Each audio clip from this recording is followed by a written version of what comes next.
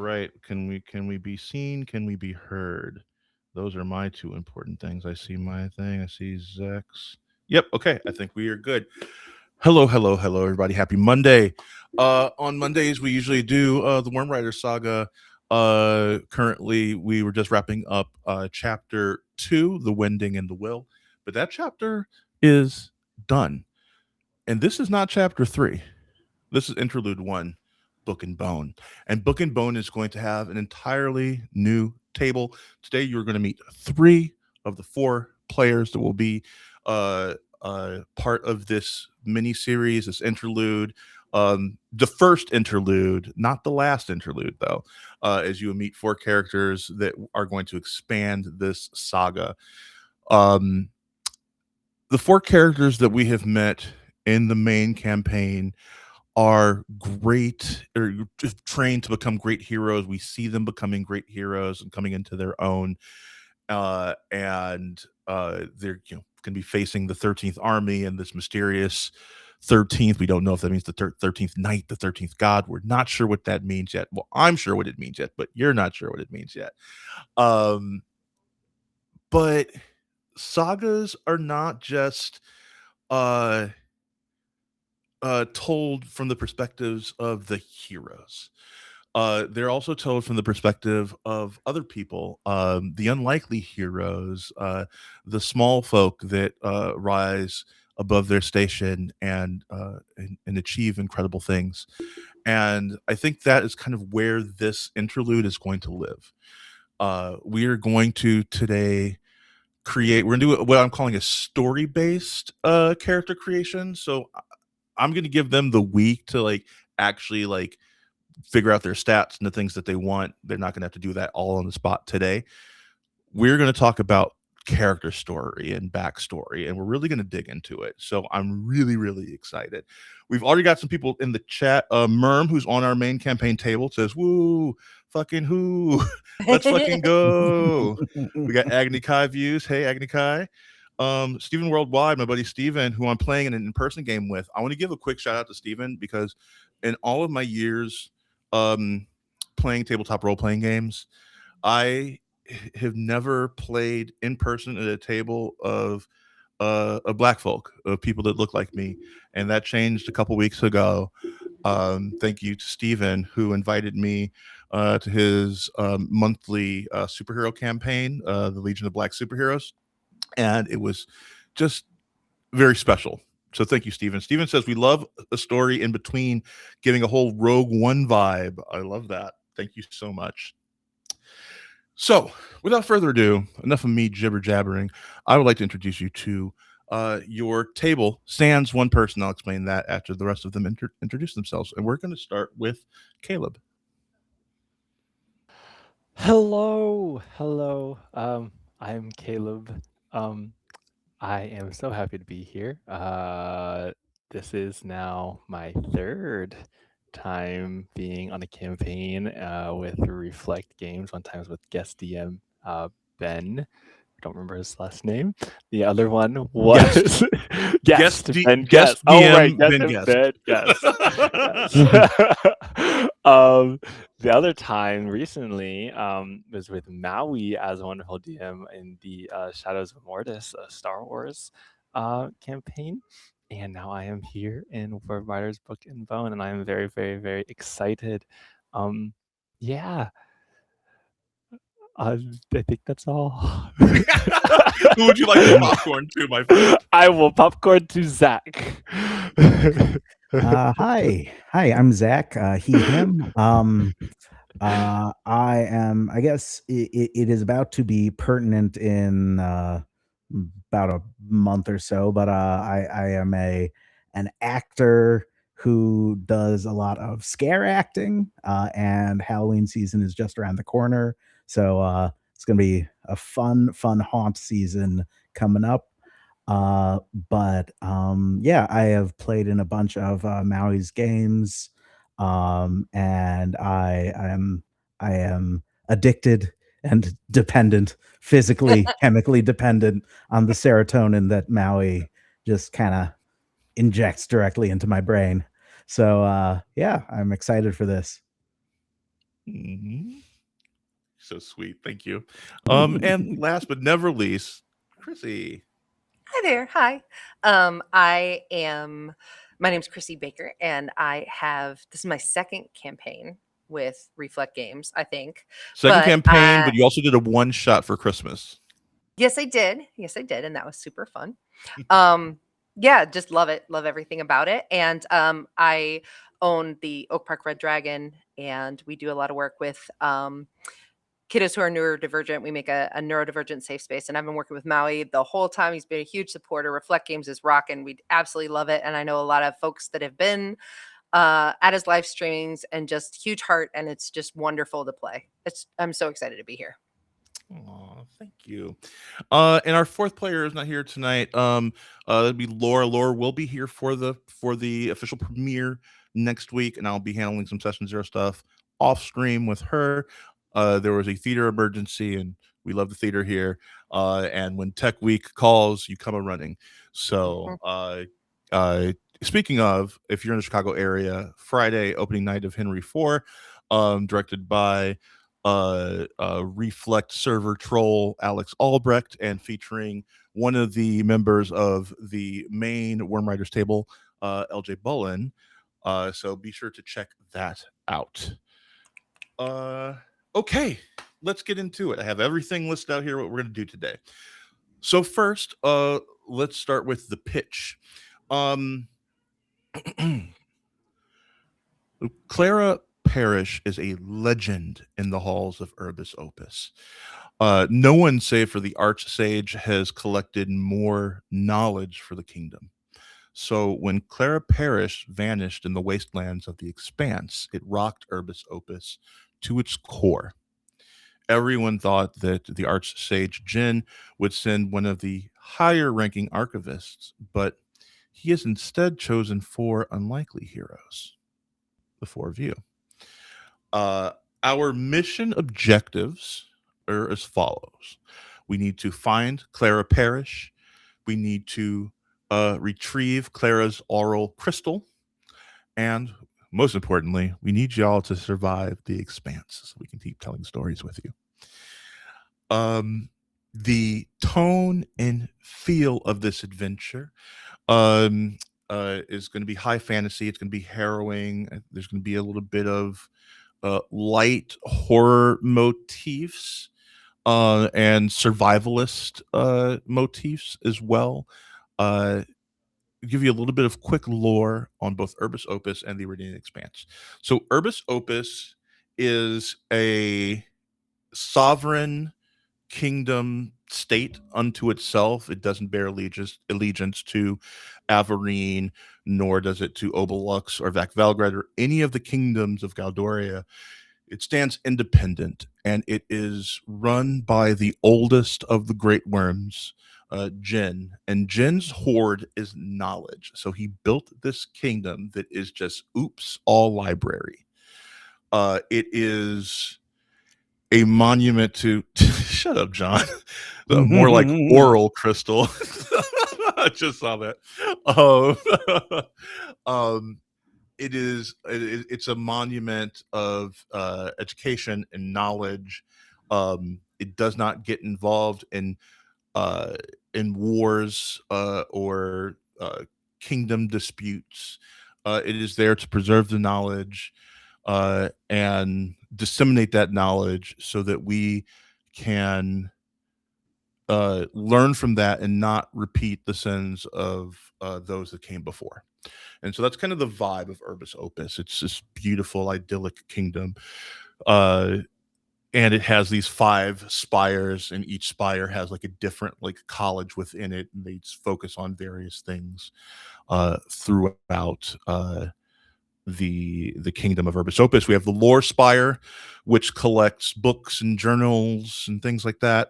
We have the Scribe Spire. This is where we train a lot of the members of Urbis Opus, and we also keep the tradition of the arts alive. So, within the Scribe Spire, you learn how to write, you learn how to dance, you learn how to act. It's just a big performing arts school. It's just it's a lot. It's also where the Galdorian Mirror, which is an independent news publication distributed across the world, is made. We have the gallery spire. This is the preservation of the arts here. This is where the painting happens, and this is where the dancing and the singing actually happens here. So this is like, if the scribe spire is where you learn, the gallery spire is where you perform. You have the sage spire, which is dedicated to preservation of magic. And the sages of this district also protect some of the darkest like magics and like foul arcane artifacts are protected there and kept from getting out into the larger world. And then in the center of it all, we have the citadel, and that's Jin's castle, and his personal hoard is maintained there. It also contains the Genesis orrery, which is a device of Jin's own design that records and replays the dance of the stars. Anybody who's watched the main campaign knows that the stars in this world are alive, and every night they dance across the sky. And there are certain people, most notably the new Anga, who can perceive the dance and dance with the star that like each family has like their own family star that they dance with, and you can portend the future if you can understand the dancing of the stars. So and all of the workers of Urbis Opus belong to the Guild of Librarians. So like literally everybody is playing in this are librarians. So this is the librarians table. Some of the pop culture touchstones for this, The Mummy, Shadow of the Colossus, one of my very favorite video games. If you have not played it, check it out. It is amazing. And the sci-fi horror film Pitch Black, which is also a really great Mountain Dew flavor that was discontinued. We will be starting at level 5 nimble characters. No Dragonborn characters. Yeah, you can bond to animals. You can be bonded to a dragon if you want, but you can be bonded to other dragons in this particular, or other animals in this particular one here. So you could have a unicorn or a thunderbird or a griffin, or dire animals like dire bears or cats or hawks or wolves, so on and so forth. I think that's about it for the pitch. Any questions so far, players, about that? Anything that you would like to know more about before we dive into the next section? Anything that you think would be cool to add? Anything at all? I mean, a lot of the things that that I have ideas about are directly pertinent to my character, so we can start adding lore when we're in the thick of things. Love it, love it, love it. Chrissy. I did have a question with regards to, I don't know what section you're going to talk about next, so I don't want to get ahead of myself. We're going to pop into some safety and consent is going to be the next thing on the docket. You know what? I'll hang with it, and if my question comes up later, it comes up later. Cool. Hilarious, because this is definitely giving Read or Die, the librarians, and the magicians vibes. I'm going to add those to my touchstones. I love that, Stephen. Thank you. Mm-hmm. So I believe I have safety and consent forms from all of you from previous campaigns. If you need to update, that is completely fine. I can resend that to you. I don't expect too much to be in here, except for some horror content warnings, specifically bugs, blood, gore, and some heavy like survival themes. Just to check with y'all, everybody is okay with those. Nothing, and none of those will be gratuitous. Like I'm not going like the Flesh Spire that I did in The Good, the Bad, and the Arcane. We love ourselves a prolapsed hole. Yeah, that got out of control. Oh my gosh, I had forgotten about that. Oh my gosh. That was a cursed dungeon. That was so bad. And so wonderful and so bad. Yeah, I very much enjoyed it. It was very fun. Okay, cool. Let's, you know what? We know what we're here for. Let's hop into talking about some character creation. Who would like to go first? What we're doing for this, by the way, is going to be a story-based creation, as I said. So I've given everybody this a couple days ahead of time, and we are going to talk about stories and backstory and integrate it into the world. So I'm going to be taking some notes as they are now going to take over. And I'm going to be talking a lot less as I move the spotlight to these wonderful performers. So who would like to go first? And if nobody wants to go first, I can always roll a die to decide. Oh my gosh. Should we leave it to the dice? I like leaving it to the dice. Love it, love it, love it. As long as it doesn't land on anything for me, I'm fine. Okay, so 1 and 2 are Chrissy, 3 and 4 are Caleb, 5, 6 is Zach. And that's a 5. So Zach, you get to go first. Okay. Awesome. Hey, Cookie. All right. Leave it to the dice. Hell yeah. Okay, so I don't have a name yet. That's always the hardest part for me. But what I do have is a minor scandal of a kobold who was bonded with a dragon. So I'm not exactly sure what lore about the kobolds has been established on air, but I had been talking with Maui a while back about like the role of kobolds in relation to dragons and how they are viewed as caretakers to the dragons, to the eggs. They kind of go around making sure everything's clean, everything's cared for. They have sort of a naturally nurturing instinct. And of course, they worship dragons. So while the dragons like appreciate everything the kobolds do, it's, I guess, more of a paternalistic relationship, and they don't really consider kobolds for bonding. But I guess there's just one odd duck out of the dragon eggs who's just like, but what if though? And so suddenly this kobold who's spent his entire life just serving dragons and tending to the eggs has now just had a psychic link with one of those eggs, and he doesn't know what to do. The kingdom is kind of like, and especially since he has not gone through the process of training to be a dragon rider or like proving himself worthy, he's definitely not going to attain the status of Pax or even like be put on a provisional anything for a flight. So they're like, okay, we're just gonna send you off to do your own thing. Hey, how about you go over to Urbis Opus? That's a great place for you. Yeah, I And think that likely Jin, Jin knows everything, right? Mhm. Jin's job is to know things. And I Yeah. think upon hearing this, Jin probably would have made it a particular mission to make sure that you were granted um, uh, a position at Urbis Opus to stay Mhm. and train there. Mhm.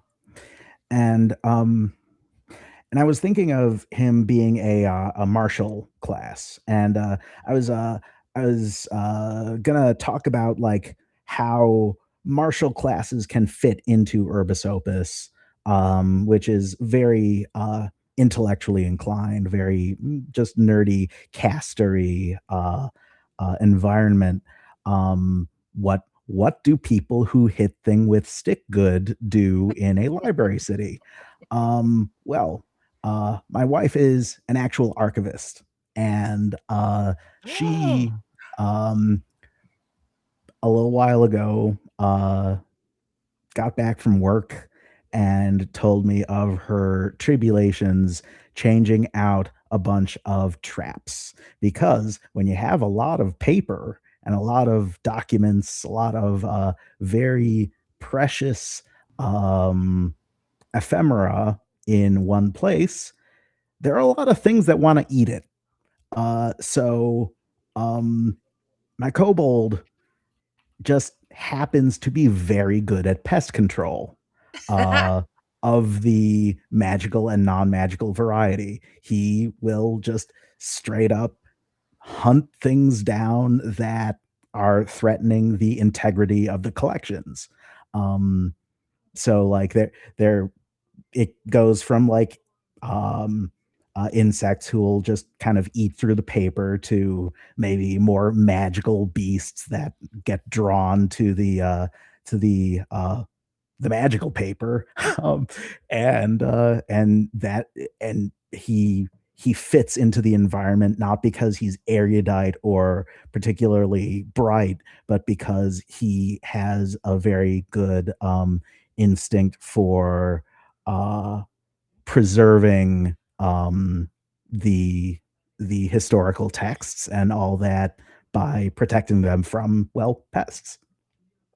I love that. I think that's amazing, and I immediately the phrase that popped into my head because they refer to magic as mana in the Nimble system, I started thinking immediately of mana mites Hmm. Oh that yeah, just, yeah, yeah. like they just feed off of, like, magic, and so because this is such a huge repository of all things magical that they just kind of naturally like appear and show up so they constantly need to be tended to Hmm. so definitely putting that in here did you have any ideas of like what sort of like natural pests show up that feed off of magic?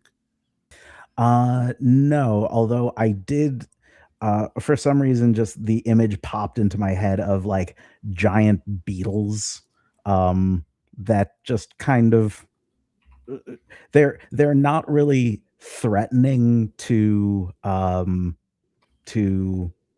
like people, but they are, well, they're just very large pests that will just kind of uh find their way into the archive and just start eating magic.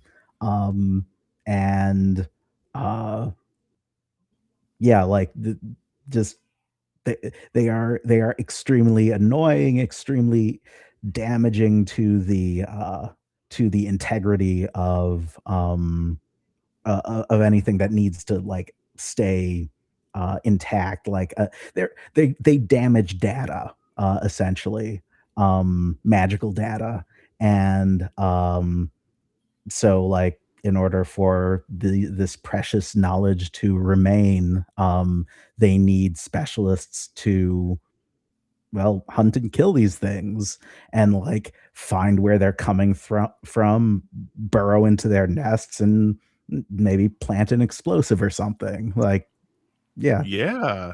Mhm. In the chat, you were definitely firing up people's imaginations. We have the suggestion of tome scarabs, and I love that. So I've added that in here. So those Oh, I beetles are love known it. as tome scarabs. Awesome. Retrofit said, "You Or got to spray those things." yeah. Mhm. And then, of course, you've got more classic stuff like I'm certain he has dealt with dire rats, like, just so many times. Like, because he's a kobold, some of these rats get bigger than he is. Um, and I'm certain his dragon has been helping out. And yeah, I think, like, I guess the dragon's personality is kind of a flighty one, just kind of a, this is, I am doing this. I have bonded with this kobold because I find it interesting. I am doing these things because I find them enjoyable. Um, like very, I guess, novelty motivated. Yeah. So I was thinking in terms of your dragon. So Hmm. dragons take a very long time to hatch. They can take up to hundreds of years to hatch. Hmm. This I was thinking that this could be a dragon that could never find a compatible match, Hmm. and so went through so many choosing days without ever finding someone to bond to. But what happens is while dragons are in their eggs, they are highly psychic, and Hmm. so they are just kind of monitoring the minds and souls of everyone in the Soul Spire, which is where, um, writers, potential writers are trained. And so likely it would have honed in on you for some reason. You might not even know what that reason is yet. I don't know. Mhm. And chose you, because the dragons choose their riders, not the other way around. Right. So there's like nothing that they can do about that. Like once the dragon chose you, like the Mhm. dragon chosen you, and you probably never got the formal finalization bonding ceremony, so your bond is not as strong as it could be. Mhm. But it will become stronger with time. That's just kind of Mhm. like an accelerant. Mhm. This aether stone that's at the top of the soul spire, that is what kind of like formalizes and catalyzes that bond. Mhm. So yeah, so we would say that that also means that your dragon doesn't grow as fast as the Right. bonded dragons do. So your dragon is a bit undersized for its Mhm. age. Um, Actually, that might be one of his goals, I think. hmm. Like, one of the reasons he wants to excel in Urbis Opus is so that maybe one day he will earn the right to perform the ceremony with the Aether Stone. Even if Ooh, he doesn't become an official dragon rider, he does want to deepen his bond with the dragon.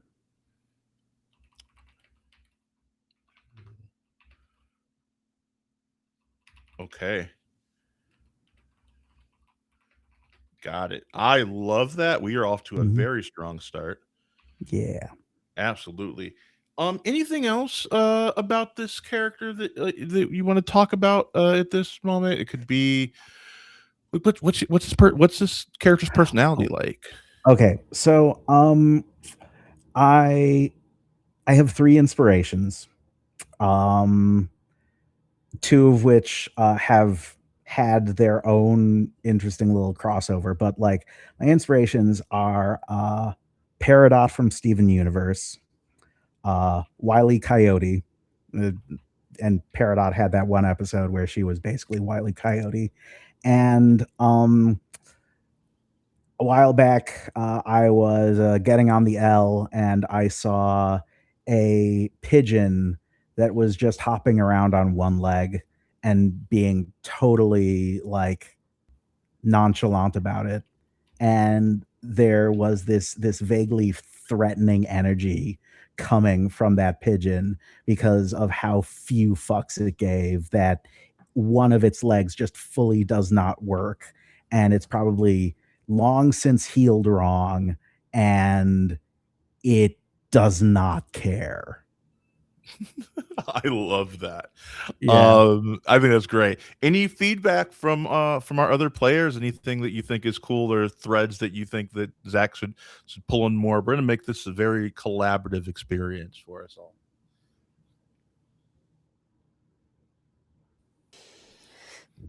I'm curious. Kind of going back to the idea of you being very good at like pest control. Um, or so this may sound silly, but did you make a career out of this, or is this something that you do voluntarily, right? Like we live in like library land essentially, right? Are you going around to the various libraries and helping out of the goodwill of your heart to, get the recognition and things that you desire? Or is this something that you said, I learned this and I'm good at it, so I've made something of a career out of it in this place that I am in? I think it is less of a career and more of an assignment. Ooh. Um, because, well, I guess it's a little of everything because he isn't book smart at all. Um, like if I go with a class that has intelligence, it's very much a wiliness, animal intelligence rather than like actual book learning. So when you send somebody to Urbis Opus to join the librarians, like they have to find a spot for you, like, or Yeah. else you're just sitting around doing nothing. And they're like, oh, you happen to be good at dealing with pests. And actually, I think that might be what he did when he was in the spawning grounds hatchery, The hatchery. The Hatchery and the hatchery. brood mother. Yeah. Yeah. He was well, hunting pests, things that could potentially damage the eggs or what have you. And that's probably, yeah, it's just what he is naturally good at.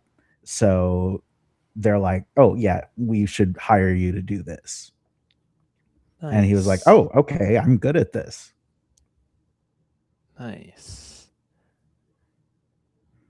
That's cool. And like I like he's that. he's content doing what he does, but like he's just a huge dragon fanboy, as a lot of kobolds tend to be. And like he just being bonded to a dragon is like a dream come true. And he just he like I think all of his motivation, everything that he wants more of in life, is tied up in that dragon. Mm, Can I ask a question? And I'm sorry if you answered it. I'm please. sorry. I'm thinking about a lot of things all at once. Mhm. But how does he go about controlling the scarabs? Like, what is it? What do you use? Is it items? Is it something? Is it just your? Do you attack? Do you like? Do you speak scarab? Like what is it like? How do you get? Yeah, how do you get like, especially like Mm. arcane scarabs? How do you Mhm. get rid of arcane Yeah. scarabs? Are you like straight up an exterminator, or are Yeah. you like capturing them and releasing them back into the Just wild? a shout out to Retrofit in the chat. Just came up with just a beautiful moment.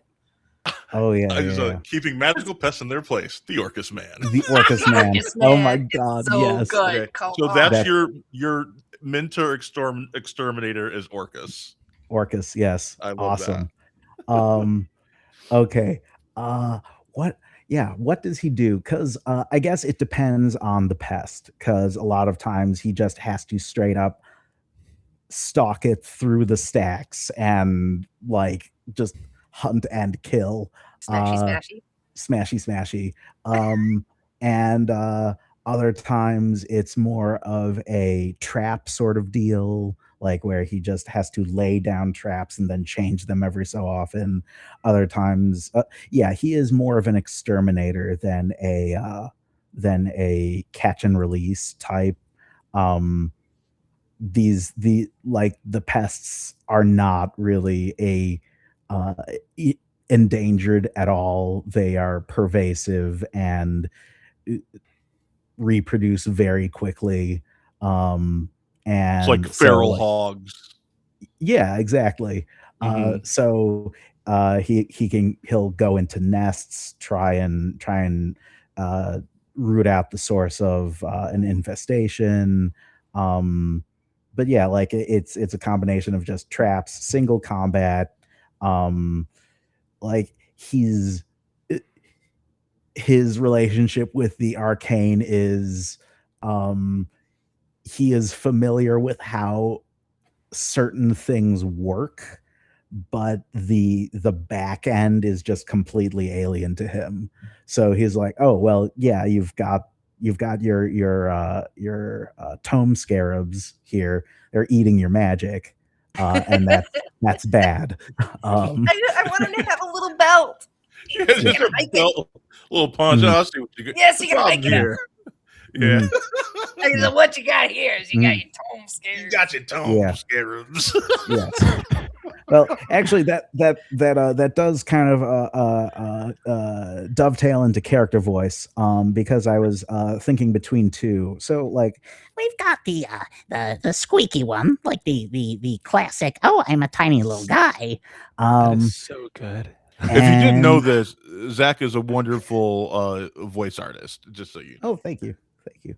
And then for some reason, just the idea of a vaguely nondescript Eastern European, like, Yes, I am here to get rid of your tome scarabs, and oh yes, there's these are big ones. Yes. so I'm not love quite. that. Yeah, Oh I'm my not God, quite both sure of those are which great. I want to go with. Um, You should we do poll a the quick chat? Wait, So wait, you wait, should no, do no, a no, quick that's 30-second pitch in each voice, but about let's say you are approaching. Let's say you're approaching a library. The dude, Mhm. the owner of the library's name is mm, Gambold. Okay, Gamble. and Okay. yeah, Gambold, and you are here to tell him that you're here to get rid of his tome spheres, help him with his pests. Mhm. Just do 30 seconds in each voice, and then we'll see Okay. which one, and we can do a poll in the chat, right? And see which Okay. one. Okay. Well, hello there, Mr. Gamble. It appears that you're having a bit of an issue with your tome scarabs. Well, you know me, I am the best there is at what I do. So, where do you suppose they were coming from? Never mind. That's my job to find out. I have my ways, don't you know? So, what I'm going to need from you is, well, a little bit of the waste mana, some of the runoff that you've got going on, to lure them into my little traps, and then we will be off, and your magic will be safe. Okay, and Your yes, hello, Mr. Gamble. Yes, it is me, your friendly exterminator. I am here to make go away your scarab problem. So, it is we are having a very standard operating procedure for this thing. So I make it for you a trap. You make it for me a mana. Give me a little bit of mana. I put it in trap, and the scarab they come, they eat, and they trap, and they die, and we are happy except for scarab. Scarab is dead. Okay, so I put a poll in the chat so we get some audience feedback here. You like option 1, cartoony, option 2, Eastern European influence. I got a couple minutes to vote on that. I think they're both great, personally. Christy, what you got? they're both amazing. I just wanted to say, I've been thinking about my character, and absolutely was also going to have a Russian accent, Okay. to little bit different. Mhm. Oh, okay. So, in So order to avoid stepping on toes, maybe I should just go with cartoony. no, I don't think so. I okay. think we can work on it because this is development, right? Yeah. Let's Yes, let's true, kind true. of I see. have just from the little snippet that Chrissy did, I have a feeling that even if you did, it would be so different that it kind of would be this funny be very different. foil. Mhm. Yeah. Yeah. You got a real Boris and Natasha subplot Yes. going here. Mhm. This is fun. I've never done a Session Zero like this before. This is very fun. I'm really digging this. We'll let the poll go for a little bit. You know, make any decisions right now, but we'll find out what Yeah. our people thought about that in a few. Mhm. Okay. Let's roll our die again, and let's move on to somebody else here. I've degraded my die from a D6 to a D4. 1 to 2 is Chrissy.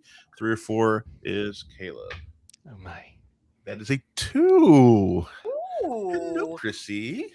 it's me. Hello.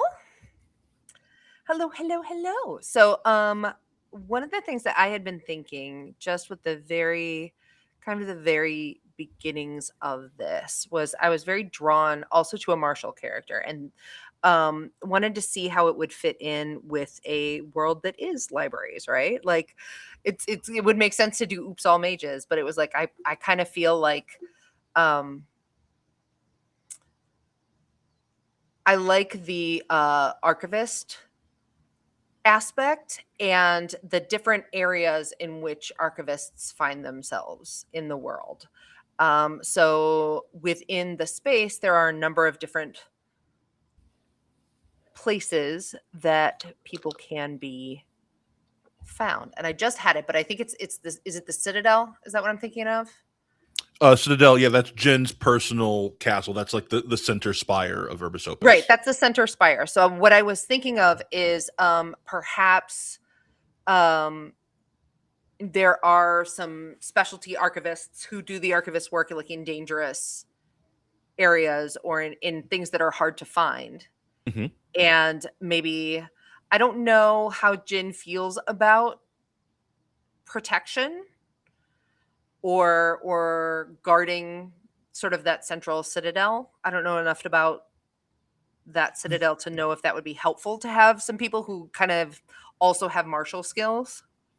I think protection of the horde is very important. So I definitely think that there could be security guards basically throughout the kingdom, especially where there are large collections of knowledge.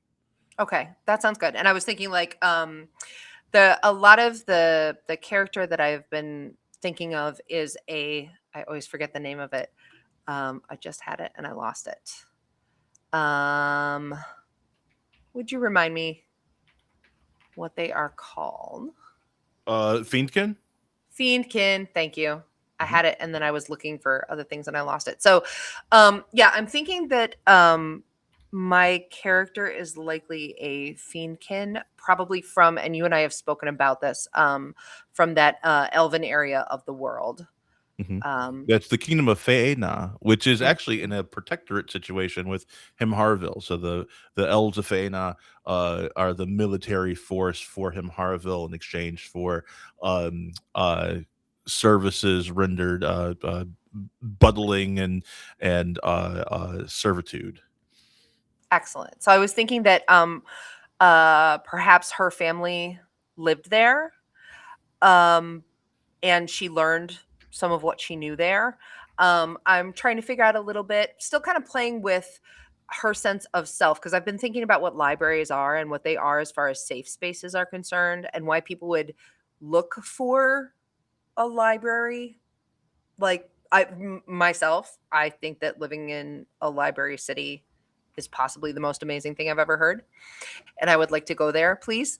And I think that she might go there, might actually train to go there and be useful there. Being useful is very important to her, and being correct and doing the correct thing is very important, to the point where I think that she feels a little bit uncomfortable being Fiendkin based on maybe some of the things that she encountered with the elves.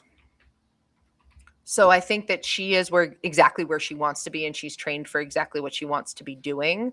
But I think that she spends most of her time near the Citadel. Maybe on special occasions gets called out to do various things externally. But guarding the Citadel is very important to her. That's kind of what I was thinking. Does she have any aspirations of like going from being more going from a more security guard position to more of a archivist position, similar to what like Clara does? Because Clara is basically Lara Croft, right? Like Yes, she yes, yes. goes And I think she's that just that's absolutely, yeah, my Mhm. hero for sure. And I think that she's her goal is to, very much without stepping on toes, right? Coming from a support standpoint, but I think definitely a little bit of hero worship and a little bit of that's the eventual plan, if at all possible. I'm going to ask you a question here. What do you think has gotten in your character? What do you think has gotten in your character's way thus far in terms of achieving the goal of archivist? Like, what's the flaw in the character that prevents them from ascending? I think that in acquiring, I'd imagine, and correct me if I'm wrong, but like in acquiring various tomes and acquiring information, there is a significant amount of interpersonal skills and um, connections with others that maybe you don't know. And I think that she has a certain amount of trepidation with new people that may come across as gruffness. And she's working on it, but maybe as not the most automatically approachable. And I think that that's a big piece of it. I think that if she's going to find something, I think anything she's sent on is more like, recovery, search and recovery of things that have been lost or things like that, not acquiring through diplomacy or, you know what I mean? I think like, or receiving a donation from a wealthy family who wants to get their name. You know what I mean? Like all the things that would require a person-to-person connection. I think that she has a little bit of trouble with those. I don't think it's enough that she's not going to connect with anybody, but I think that there's a veneer there that it's hard to get past if you've never met her, you don't know her. Mhm, And mhm. I think that's something she doesn't necessarily understand. She's Yeah. trying very hard to figure it out and figure out what it is. And I think that's another part of the fiendkin concern is like where she came from matches what she's experiencing. And she's trying to figure out, she wants to equal Clara and she's falling short and she's trying to figure out why. Kind of like the real life like poll I was thinking of is from Andor Cyril early days. Yes. Where we know what we're doing, we've got good ideas, and it's just wrong foot forward, but not sure why. Like, I know what I'm doing. Why isn't it working? I love that. Do you have a bonded animal or are you unbonded?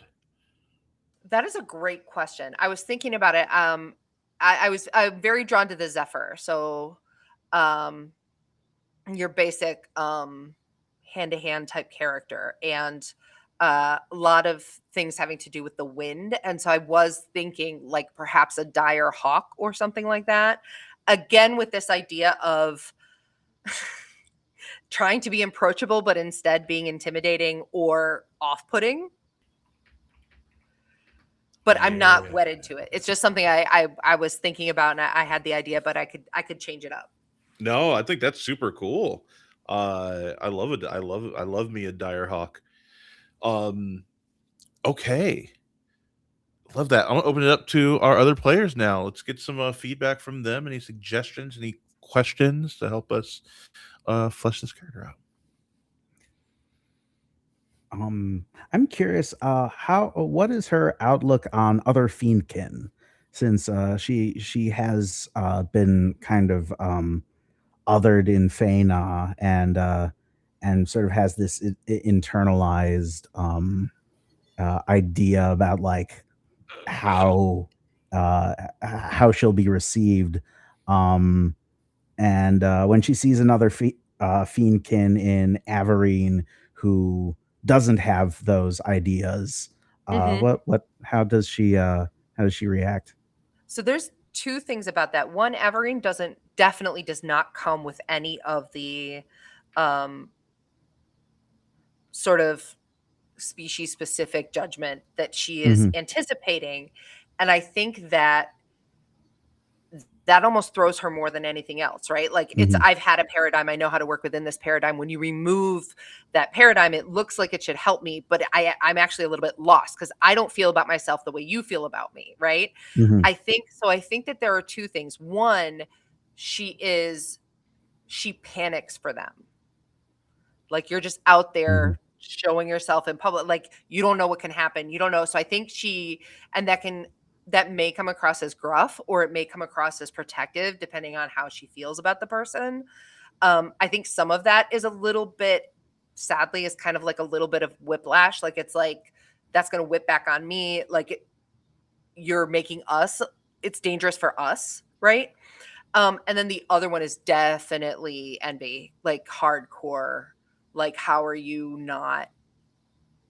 is this so easy for you? And again, that inspiration of that serial character, which is like, you've got people in power and they just seem to like exude it. They're like, it's like, the confidence is just eking off of them.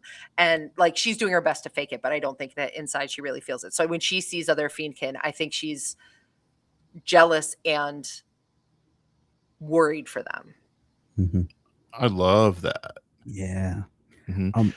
Zach, you'd also mentioned about elf versus fiendkin history. Yes. Okay, so I had thoughts about Feyna.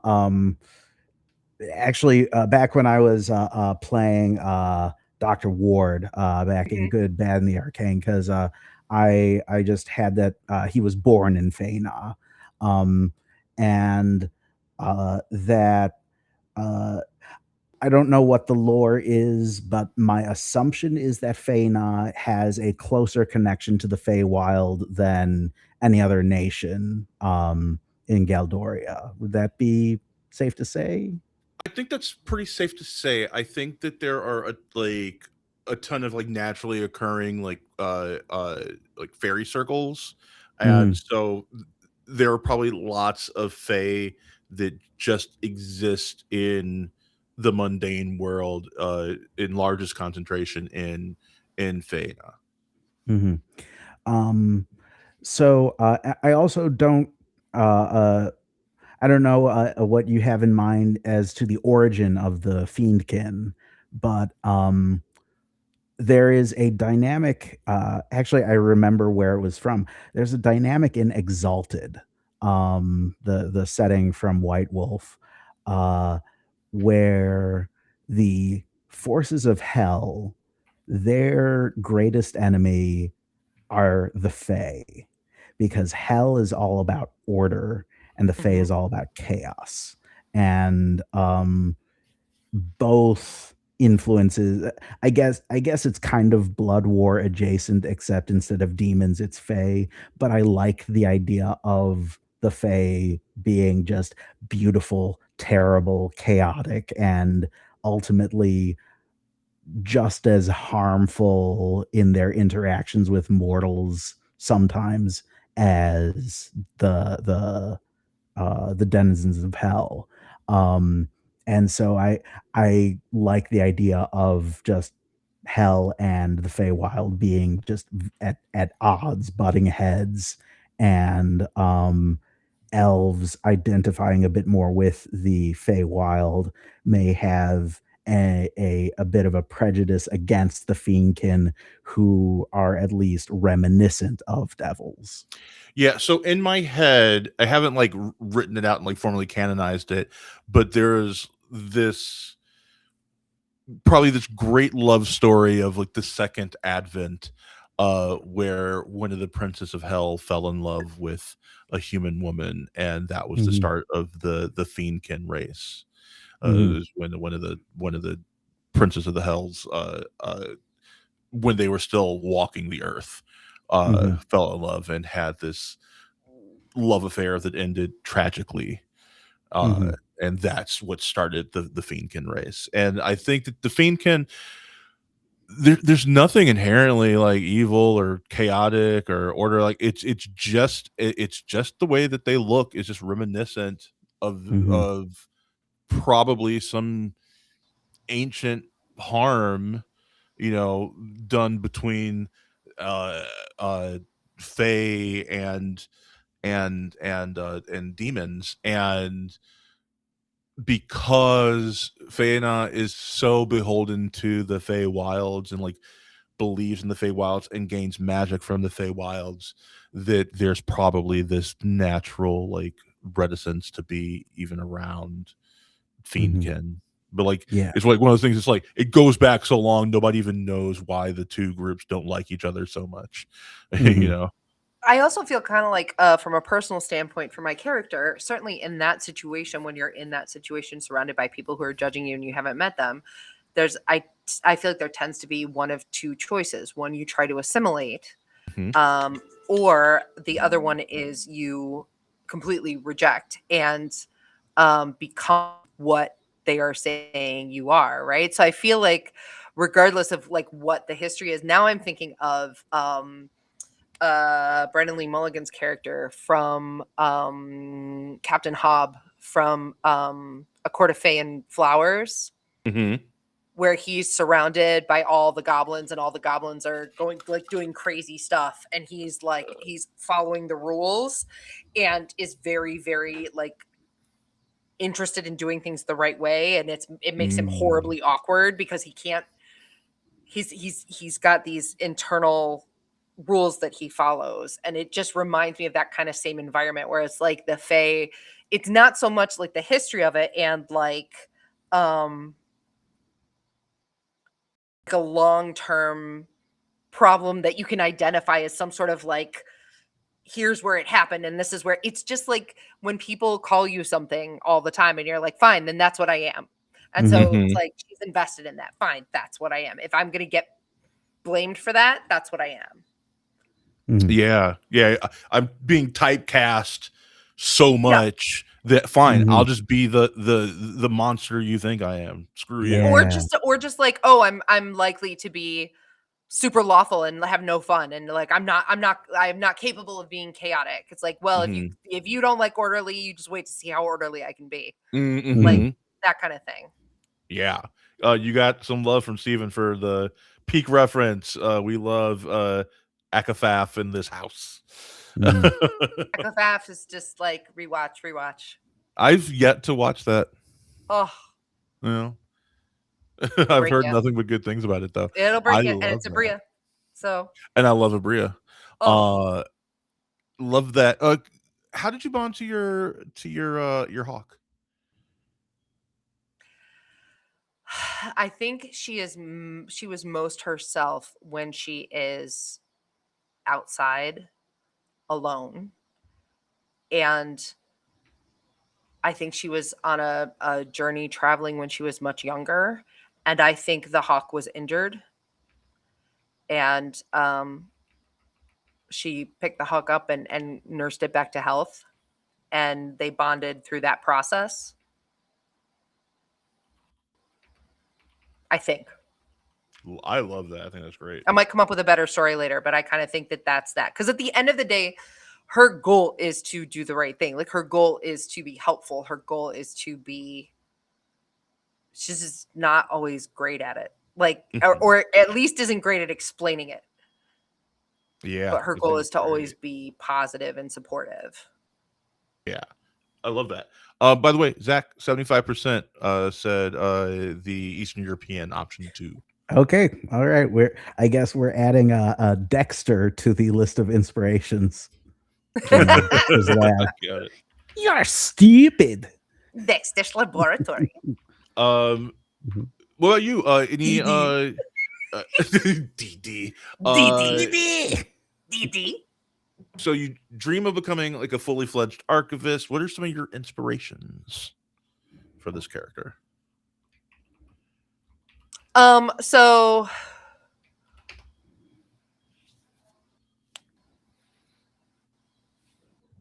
I think definitely so I'm so sorry, I'm confused. So there's the Cyril, definitely. Oh, yes, you did mention Sarah. Let me add that here. Yeah. And then the a dream for a lot of the same drive, a lot of the same like wanting to move up. But also I think fully fledged archivist, I would have to think about that. I think probably like Critical Role's whole Cobalt Soul setup. I think that we don't have it here, but is like looking for, it sounds like given like what that is, that Clara would be close to like an archivist, but like expositor, if it was like that type of setup, right? Where it's like there's that the gathering of information, but also the subterfuge, the fighting, the things that you need to do to maintain what should be secret, what should be public, things like that. Yes, and that's all kind of built into like what like the field agent archivists do. So yeah, And I think that's it. It's really like, I mean, can I say Beauregard Lionette? Because oh yes, you can. I love Beau so much. Got it. Pop. Okay. Got it. Anything else you want to go over with your character? Are you pretty happy with that? Or Caleb, do you have anything else that you wanted to add? I think everything that I was going to ask was answered roundaboutly or via another question that ended up being asked. So I think if anything comes up, I'll definitely ask it, I'll just like say, but I think I'm actually good. Oh, love it. All right. And are you going with that like that voice for this character? I'm going to think about it. This is something that is very I associate strongly with sort of the sound of it, but I may choose something else. I don't know. Okay. Is there as far as linguistics and accents, are elves likely English? Or they like is there like a tonal choice for that, for where she would have grown up? I've definitely had them be very like upper crust, like So they're uh very proper, very proper trending indeed. into like RP and stuff like that. But I was almost thinking the way we were talking about like their situation in Feyena, I was almost thinking of like a gypsy, like almost like a gypsy kind of influence for the Fiendkin in Feyena. Roma. Yeah, like the Roma. Yeah. Yeah. Mhm. Yeah. I would have to look into that. Yeah. So that's just a suggestion. Yeah, for sure. That being for said, sure. our accents in terms of characters are all over the fucking place. And I love it. like, I love it. we just pick whatever. But like, if you were thinking like kind of like a cultural anchor, yeah, like the Roma, or like one of like those like kind of nomadic like cultures that don't stay in any one place. They kind of move Okay. around a lot, so you could even play with like a couple different accents and smush them together in a fun way. All right. Yeah. I'll take a look at it. Yeah. That sounds All good. right. I love it. Thank you so much, Chrissy. All right. So I don't need to roll a die because Roll we have again. one person No, left. just And roll it. Just roll it anyways. Roll it anyway. I'll roll it. Roll Let's it, see if roll you it. come up. Let's see if you come up. It was a 3. It is your Let's turn. go. Yes. So, for my character, I actually do have a name. Her name would be Vita Clary Moculus, and her last name is hyphenated. Can you I'm spell thinking that this. for me? Yes, VITA, CLEARY, hyphen MOCULUS. So Vita Cleary Moculus. Love it. Yes. And so they just use a 43-year-old woman with 4 kids.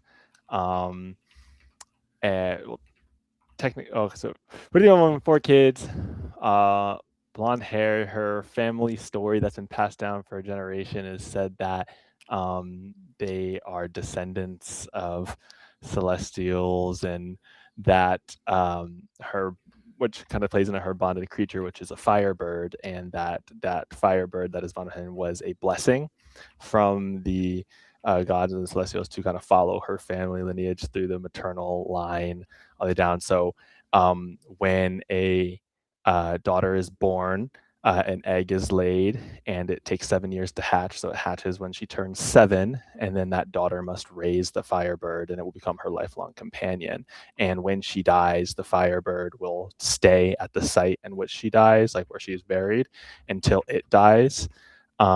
And the cycle then will continue with the next. And so this is like the story that's passed down through her family lineage about why they have some great calling in the world. Perhaps it's just a story, or perhaps it's true. Vita chooses to believe that it's real. By trade, she is a medical librarian. Her family, the Clary family, has kind of passed down this knowledge for many generations. And I think that the Clary name is like known. She's not herself. She's not really a big deal. Her family is not necessarily a huge deal, but it's like like the people who, like the authors who like may like contribute. I kind of think of like a at college, you'll like read like papers or things that are by like multiple people, but you'll see like one person who like contributes a lot to a specific field. I would say like her like great grandmother and her grandmother were medical researchers, and so they wrote a lot of, I think, game-changing books on said research. Her mother is still alive. Her mother's name is Leisha, and she's still researching. Meanwhile, Vita and her kids kind of deal with a lot more of the application and indexing and like maintenance of the library. So maybe people who come in and are looking for certain things, she will kind of guide them around, maybe distribute some information or show them how to apply certain of the lessons or teachings in the book. But she met her husband Adam Moculus, which she chose to hyphenate her last name, which was like a big deal with her mom, because normally the who marries in would take her family's last name, but she wanted to hyphenate because of a conversation her and her husband, I think, had at some point about wanting his family name to also live on. But they met in their 20s. He was an adventurer, and I think he had like a job that required him to like kind of be around in the town, and he would come into the library a lot doing research. So for maybe about a month, as he was coming and going, and I think he would come up with some like wounds and scars sometimes, and using that kind of her knowledge would she would tend to him and hear her stories, and ended up falling in love. And basically, after he finished his mission, he had left, and after some time, kind of returned to her surprise, and he courted her. They got married, and once she got pregnant, he went on a hiatus from being adventuring to be a dad. And for their first 2 children, he was around, and then eventually, she saw that he really missed the life of being an adventurer. He missed going out into the world and enjoying. So he was like, you can go out and explore, but you have to promise to come back. We will be waiting for you. Over that course of time, she had 2 more kids, but 3 more pregnancies. Unfortunately, one of them was a miscarriage, and so she has a little woven ring that she wears around her pinky in remembrance of what would have been her firstborn daughter. And kind of where she's at now, I think she's heard a lot about Clara through the books that she's seen, through stories that her grandmother and her mother and grandmother had told her. And so when she got this opportunity, and now that her youngest, which is her only daughter, is 14, she kind of wanted to experience what these adventures were that her husband loves so much just once in her life. And so she kind of like told him, you're on stay-at-home dad duty, as I have been asked to, or this opportunity has come, and I want to see what it's like, see what the world out there is like. She's kind of spent her whole life in the bounds of this city, in this library, doing her research and diligence. I think she lives a pretty happy life. She's very motherly, obviously. Her children, her oldest son is 22. She has a 20-year-old son, an 18-year-old son, and then a 14-year-old daughter. Her Firebird companion, his name is A. He's very loyal and affectionate and a bit of a diva. And if you are not familiar with a Firebird, Firebirds are from Slavic, or kind of Slavic mythology. They are kind of like peacocks, like they kind of resemble peacocks, but plumage of like glowing red, orange, gold feathers, and they are like a fiery light. Their eyes are like, I think, because he's a diva, A is a diva, so his eyes are like these fiery crystalline sort of eyes, and he has like extremely long, like golden glowing tail feathers.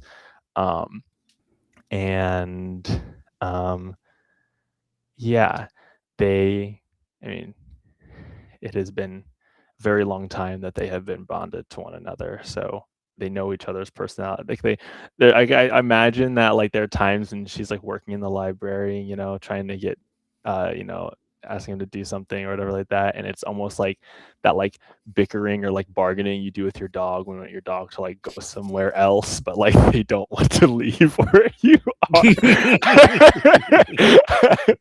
I imagine that there's a lot of that. She lives a pretty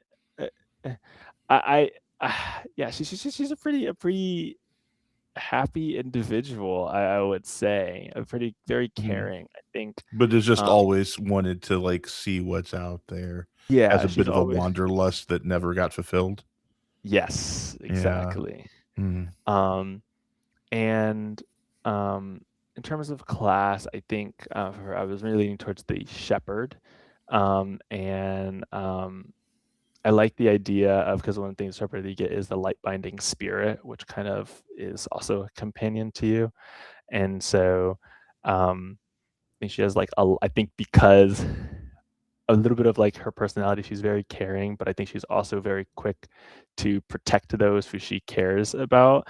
Not necessarily like a throw your mother, in front, but like on like a motherly, like a mama bear kind of way, like and so that kind of manifests as her life binding spirit is a lioness, a life bringing spirit, and her name is Roshin, and I would say she's very helpful, observant, and protective. And I think that Roshin and A often like vie for her attention in like the way that like huskies do, like husky siblings do, where like one of them will like get annoyed while the other is like making a whole lot of noise and like trying to like say pay attention to me, while the other is like, look at me, I'm being such a good boy right now, so you should pay attention to me instead. That's kind of the dynamic that I imagine. And then I'm just a fed up 43-year-old woman just like, okay, just come here. Yeah, I think one of the things that I've been trying to figure out is I don't know if her family has their own small library, or if their family maybe is like the curators of a specific medical section in like a larger library by like one of the families or one of the people here in the Yeah, we could say that like city. within Urbis Opus, there's like a Cleary like library of like the medicinal arts. Everything at the end of the day is run by Jen, but Jen is also a very giving person, and so like as long as you're like part of the horde, part of the family, part of the community, like if you want to build your own like thing of knowledge, please do. I think that it's kind of built on the I am, because we are kind of like Ubuntu, kind of vibes. So I think that that's totally within bounds. Yeah, I like that. In terms of character voice, I do think that I have landed a bit on. I think of it more of a Celtic grandmother or Celtic mother with the so there's a bit of a light, soft tone in the draw, as she probably calls a lot of people dairy as we talk, and I just wonder what you're doing today, and there's not a lot going on, but I will say that if you're going to go to the section to find out a bit more about bandaging and some of the others, then you might want to be a watch for Roshin. She's a bit unruly today. Very motherly in her tone. She hardly yells, but if she does yell, it is rather disconcerting, and is perhaps something has really gotten under her skin. I would say she's not necessarily an agreeable person, but it is more that she is an understanding person and has a very easygoing attitude for the most part, so long as we are not making a fool in her space with her stuff that is fragile and can break. Yeah, I love that. So is this dream of just going out, is this just like a one-time thing, or is this something that she has always wanted as a career and just like deferred? It's more of like, it was never something that was on her radar till she met Adam. And then when she met him, and even then it was kind of like, still wanting to adhere to the generations and generations of cultivation of this family's medical knowledge, but seeing how much he loved adventuring, he loved seeing the world like throughout their marriage, especially in the time when kind of she let him, it was like, hey, you've been great, you've been doing awesome, you are a wonderful father, but I know how much you love this, go back out in the world. That really got her thinking about, what is it that I'm missing? Like, is there something greater than the walls of the Cleary library that I'm missing and that I haven't gotten to see yet in my lifetime? what is it out there in the world that could perhaps provide me with something that is just so fulfilling that that there could be any amount of uncertainty or unsettlement, even in the presence of your family that you love and care about so much. And so, whether it's a one-time thing or it is something that would continue for a while, I don't know that she knows for certain, but I know it's something that she dreams of. It's a dream of hers to see the world, to see what's out there. And I think with the stories that she's heard of Clara through her family, through her grandmother, she would want to know more about, you know, like how can you, you know, what is it like? I guess like like when you read a book about someone and you're reading the amazing things that they do, and you just wonder what it would be like, how things could be different if you were in that position. And then you hear the stories from someone that you are so intimately acquainted with, like a husband, and you just wonder, I've spent my whole life here. What if I got out? What if just one time I was able to see it all? Would that change anything for me? Or would I be content? Yeah. So Chrissy had a question for you. Yeah, related to that. So you're talking about a matrilineal line that goes down that is passed from individual to individual, and there's a lot of pride there, and there's a lot of family there. I have two questions. One, Yes. is your mother still alive? And how does that affect your relationship with going out and doing these things and expectation? And two, your daughter has had the Firebird for 7 years now. Yes. What is your relationship with your daughter? Does she intend to carry on the line? Is this something that she's going to do? Or is there any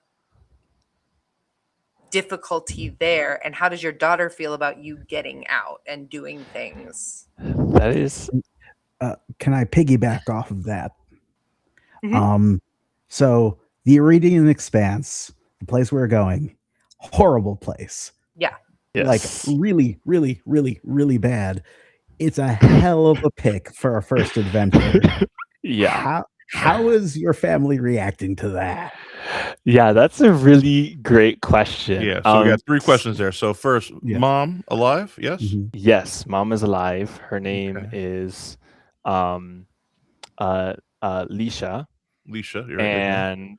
and she definitely, her being alive, I think, directly impacts the relationship that Vita has with her daughter, because Leisha, Vita's mother, has this sort of expectation that you are going to carry on the line of our family, right? You are going to continue to pass down this knowledge that we have passed down, and now you have a daughter, and it is your job to train your daughter up to be the next, so that she can then train her daughter up to be the next, so she can train her daughter up to be the next. And so So you while would like grow into eventually the role that your mother is, which is kind of like matron of the library, the Yes. custodian of the healing knowledge that y'all have amassed over this yes shared like matrilineal like knowledge passing. yes Okay. And essentially, like, right, she's Vita's in this weird place of where she's not the matron of the library because her mother is still alive, right? So she's learned everything she needs to learn. She's kind of doing her job that she has there. But now she has a daughter, and now her daughter is like a teenager, right? Her daughter is like old enough to really start learning and understanding a lot of the things that a lot of the knowledge that her family wants to pass down. And so her mother's expectation on her is that, hey, you're going to go start teaching your daughter what you're doing so that when you take over for me, she takes over for you, so that she can then teach her daughter, and so on and so forth. And I think especially because Vita had a miscarriage of a daughter right before 2 years prior to giving birth to her daughter. I think she is particularly close she's close to all her kids, but I think she's particularly close to her young daughter because just kind of like that it was what came after such a deep heartbreak of losing a child. But I think there's also this kind of like whimsy that her daughter has at her age, and is kind of like, hey, and also with her daughter having been born during the time in which her dad was adventuring again. So I think her ideal is, oh my gosh, mommy's going to get the opportunity to do what daddy does. That's very cool. You should do that. And I think it's more so an internal thing of where Vito is very unsure at first of what to do, right? Do I continue the expectation of my mother and her mother before her and her mother before her, or do I do this thing that I want? And I know that I wouldn't be letting my child down, because my child, she's the kind who I take her outside to a field, and she, likes to pretend that she's on an adventure like her dad is, right? And I'm seeing this, and I'm seeing my daughter, who in truth has a heart to adventure. Like, if she was given her own birth to grow and become the person that she wants to be, odds are she would be an adventurer like her father. But I know in my heart that I'm supposed to teach her these things, yet myself, I don't even know if I want to do it. So I think there was a conversation with Adam, and I think Adam kind of first was like, okay, this is like dangerous. Like, you do understand, like you do remember me coming home with like wounds and things. Well, And I'm so sorry. I don't mean to break in, but you're also good. No, like, you're from the good. daughter's point of view, if you die, she's Yeah. like, that shoves her ahead. If she's got the heart Yeah. of an adventurer and something happens to you, like, Mhm, I'm just yeah. wondering, with like older brothers to watch that don't have any of this, like, what are they off doing? And Well, the like, brothers are around. The brothers, they're around. They're around, and they help out in the library. It's just that they're not going to, like, they have different responsibilities, I guess, Right, right? but I Like, also think that they probably would, correct me if I'm wrong on this, they also would have a lot more freedom to, like, if they wanted to fuck off and go do something else, exactly. yeah, they if they don't wanted to have be the adventurers, weight. they could. Yeah, Right. exactly. As And I long as think you're that's like part around, of, your daughter can go be an adventurer, but if you're gone, that option yeah, is gone. Right, it's yeah. almost like And a mystical, like, Rumspringa that she would be denied, like, Yeah. where she doesn't go get to see the world, and maybe you never got that chance either for certain reasons to go and see the world, or you just never yeah, actually yeah. got around to doing it before, you had your children. No, for sure. I think part of the two is part of why she wants to go, because perhaps in her mind she's like, if I do go and I make it come back, perhaps that can change things for my daughter as well, right? Like, if Mhm. I go and everything is fine, and I come back and everything is fine, then doesn't that send the message to my mom that it's okay for us to do what we want to do?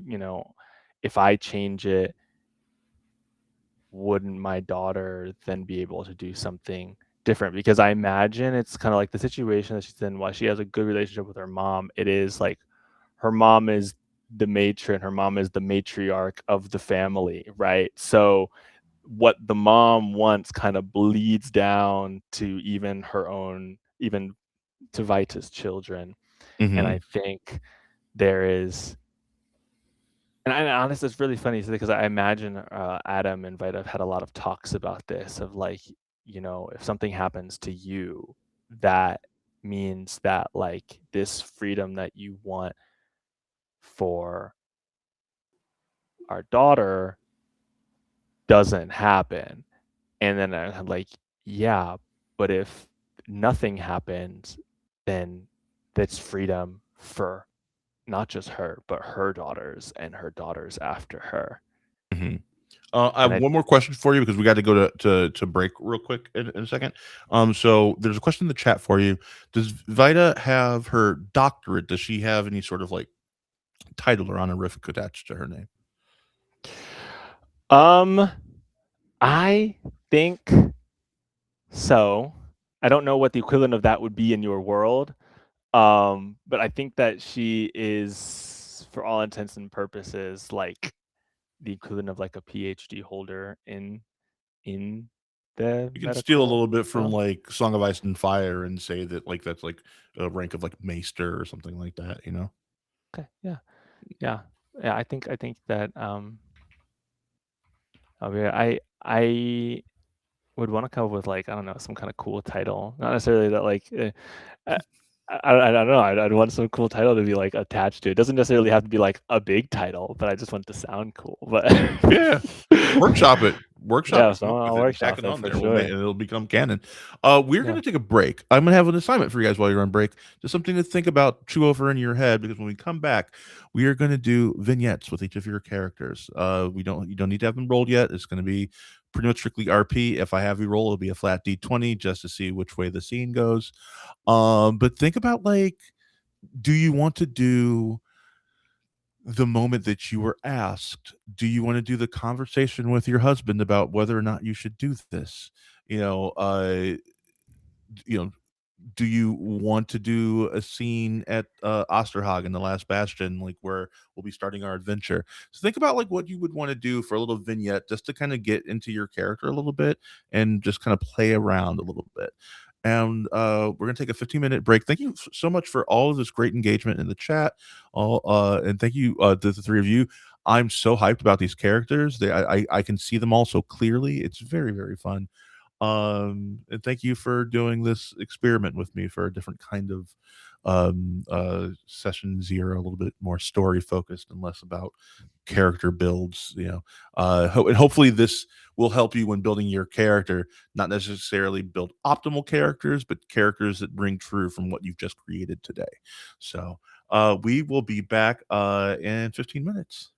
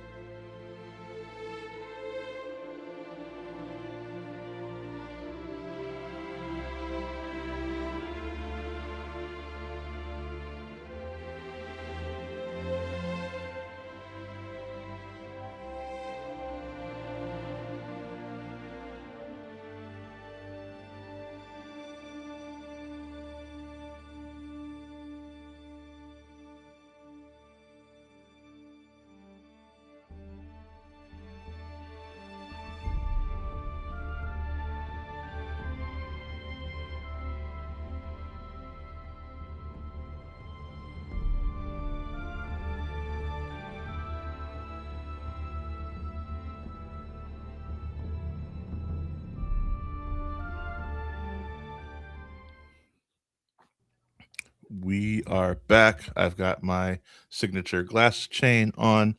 Not my channel one, but just one of my many sets. By the way, the only reason I wear these is because Chrissy found them first. So I had buy ones and then they broke, and then I had rainbow ones and then I broke my rainbow ones. I have to get new ones, but I have they look amazing on you. I have the entire I have like a repair set. If that ever happens, you can bring them over. I can fix it. Oh, smart. Okay, Mm. cool. Yeah, because I've done that where I've like hit it and like pulled and The little things I put them in somewhere and they got hooked on something, and then I put it was like pop. Mm-hmm. Darn Hi, it. Killjoy Mimic. Killjoy Mimic just joined our server recently, and has just been an absolute delight. And we are going to run a system that they've been working on the channel. So be on the lookout for information on that coming next month. So really excited about that. Okay.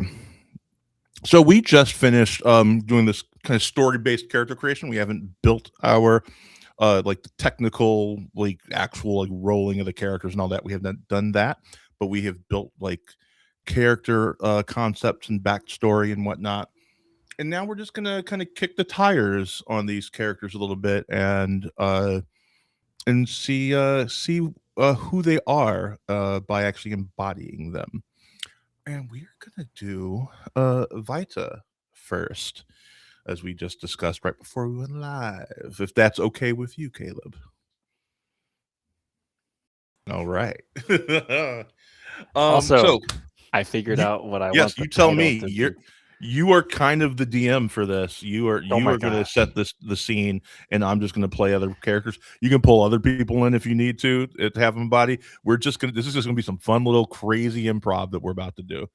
Okay, So bet. let's get it on. Before we start, I figured out what I want the title to be called.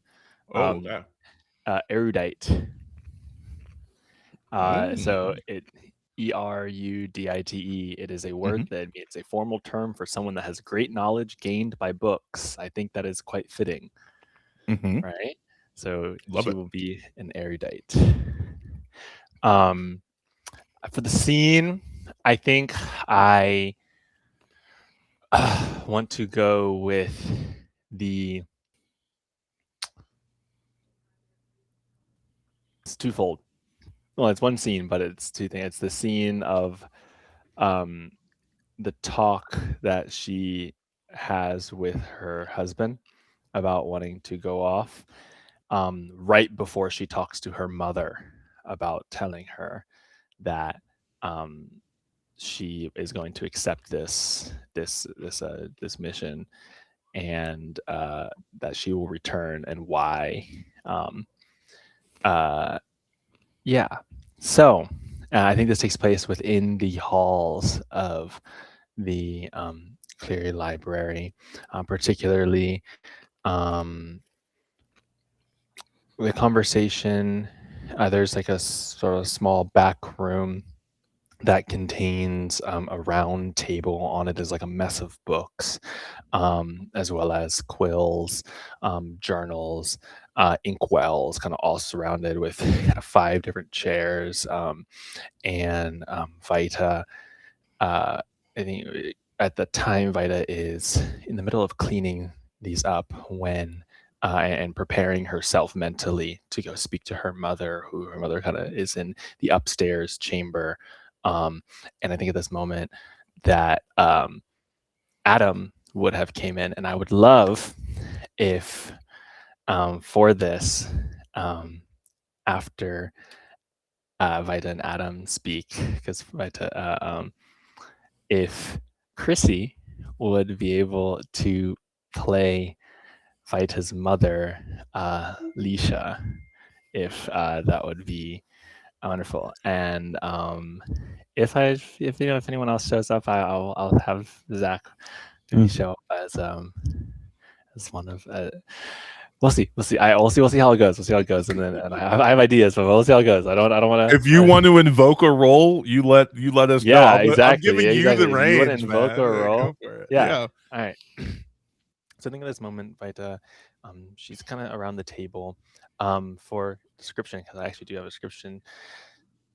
fair skin. She has hazel, like hazel gray, gray hazel eyes with like green undertones, braided, a Dutch braided blonde hair that kind of goes down to her lower back. And she's wearing a white dress with this like leathered strapped corset, and it has like these like warm pastel pink accents as she kind of begins to lift some books.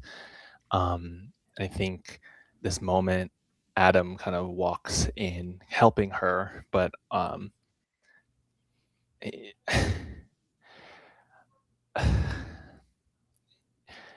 you've decided to make. Is there something you need, my love, or? Just thought I would help you.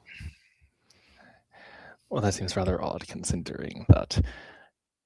Considering what? Like a husband cannot help his wife? No, it's not that you can't help me, but I would say you're a rather busy man, would you not? Normally you are resting, getting ready for your next adventure and whatnot. And I know that things are going to be a little different this time, but I'm just not used to this. You being here for this. Well, then I've done you a disservice. No, don't say that. You've not done me a disservice. My love, you have a lot on your mind. Have you talked to her yet? No, I can't say I have. I have in my dreams and in my mind, but not actually, not in person. I'm going to after I clear this table, after I put everything away. I just wanted to get my mind settled, you know. She's a little intimidating sometimes, or rather headstrong. But I do believe that I do believe she'll understand. Maybe. Honey, the great worm himself asked you to do this. Yes, this is true. The great worm sort of did ask me to do this, but I just fear that my mother will worry that I'm neglecting my duties as a daughter of the Cleary line, and with my own daughter now being 14, you know, our daughter, she's 14 now. Laura, she's young, but she's right at the age where I started learning to take up the mantle of my mother. And that's probably what my mother's going to say. Oh, Vita, you're doing a disservice to your daughter. She's going to lose out on precious time. She's not going to lose out on anything. Your mother is still here. Your mother can help. You know, where I come from, everyone in the village helps raise the children. I am here. She is here. You can't continue to defer the things that you want to do. You want to experience an adventure. Look, I am terrified, but I also know that you are strong. And he kind of steps up and he like takes your hand in his and cups under your hand with his hand, and then with his other hand puts it on top and says, and you are amazing and impressive. And I see that, and everyone in this kingdom can see that. And you're a Cleary, for God's sake. But this is what you've wanted for so long. You're right. This is what I've wanted, and frankly, I'm a bit scared. If I'm being honest with you, Adam. Oh, I can let you in on a secret, my love. Every time I go out there, I'm terrified. Will you come with me to talk to her? If that's what you want. I would love for you to accompany me. I should just go now, right? I'm feeling it. I'm hyped up. Okay. And Vita begins to walk towards the door and then stop turn around, back to the table, butter things. Okay, but what if she doesn't understand? What Honey, then? honey, I don't know. I don't know, but whatever happens, we'll face it together. Just I You're feel right, like you're I right. feel like you're stalling now. Perhaps I am. And she kind of fiddles around with her wedding band. Okay, I'm just gonna go. I'm just going to go. And she and him will kind of head up as she walks out the door. Standing in front of the door is A and Roshin, just both kind of looking up at her as she just kneels down and kind of like caresses each of their heads. I'm fine. It's okay. I appreciate you being here. I'm sure you're the one who went and got Adam, aren't you? As she kind of pets them and then walks past at the back of the library through a old mahogany door with kind of stone trimmings around it that make it in sort of a round archway, and some light cracking, just showing kind of the age of this building. There is a staircase that leads up. It's a small spiral staircase.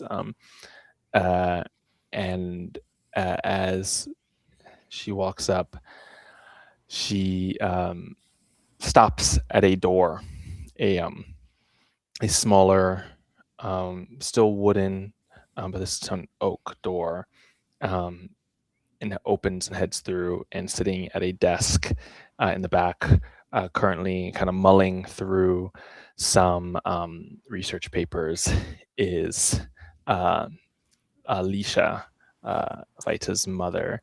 Her hair has grayed by this point. Her eyes are more green than gray. So whereas Vita's are gray with green tones, Alicia's are green with gray tones. She wears spectacles and a sort of very uniform black gown, and it is kind of at this desk working currently as Vita knocks. Come in. Mother? Oh, hello, Vita dear. It's past dinner. I would have thought you would be home. Well, I had a few more things to take care of at the library. Might I have a moment of your time? Certainly, of course. Hold just one moment. And she like closes all the books and she puts down and she says, how can I be of service? Well, so Well, spit it out, dear. And Vita kind of looks back at Adam. Oh, hello, Adam. Sorry. Mother? Well, I have been asked by the Great Worm to complete a task. Oh, that is quite an honor. Yes, I'm glad you think so. I think so as well. That task would take me away from the library for an extended period of time. Oh, days? Well, I suppose we could make it work. How many days are we thinking? Well, about days.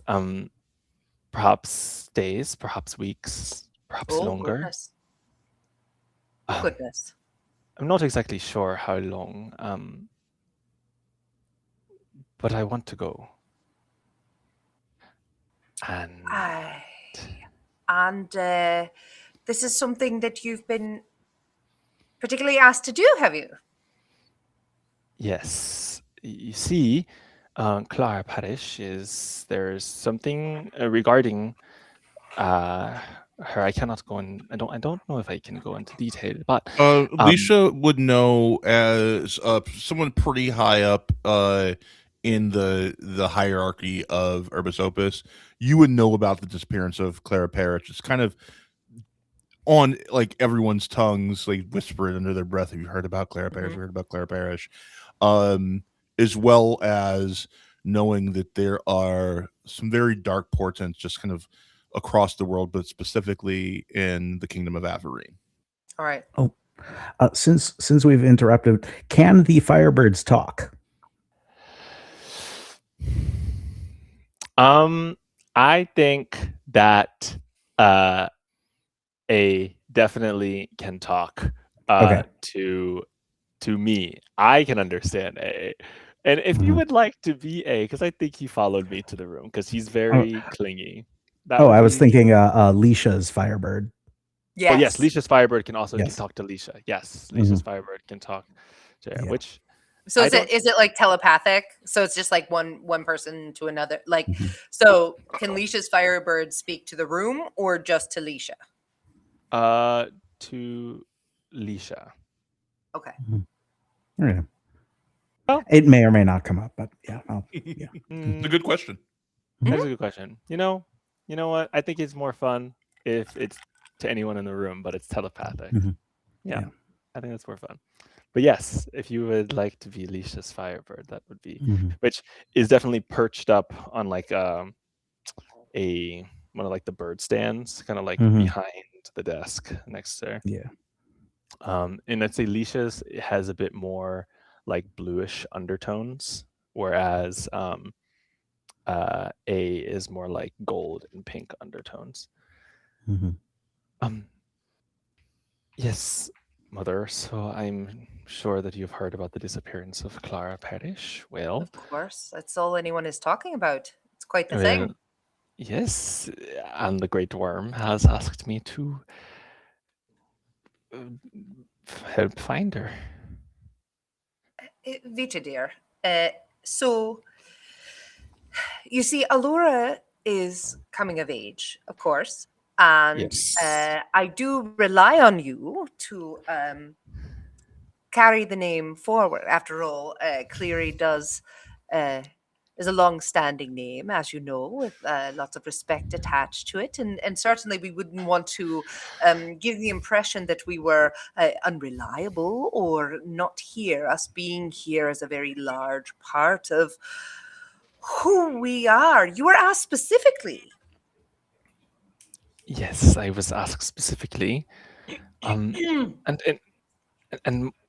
Mother, I understand the long-standing lineage of the Cleary name. I understand that you rely on me and Alora. Yes, she is of age, but I also do believe that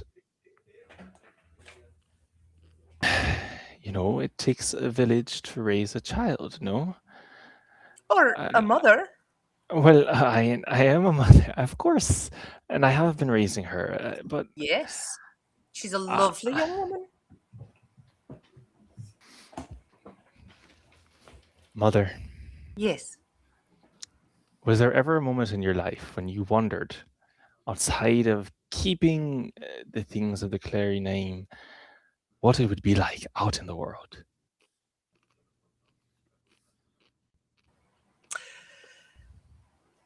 No, I am perfectly happy here. I have always been perfectly happy here.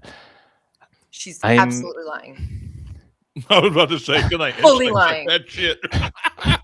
Can I insight check that? Yeah. You don't have to full bullshit. yeah. I think you know her well enough. Yeah. Well, what stopped you from going out and doing what you wanted, Mother? Well, I didn't want to. I was here carrying on the name as we should. Honestly. So far be it from me to contradict the Great Worm, certainly. That is not the impression that our family wishes to give, and I've no say in it. If you've been asked to go, You've been asked to go, and there's nothing I can do about it. I will say, I have concerns about your daughter. I have concerns about your place.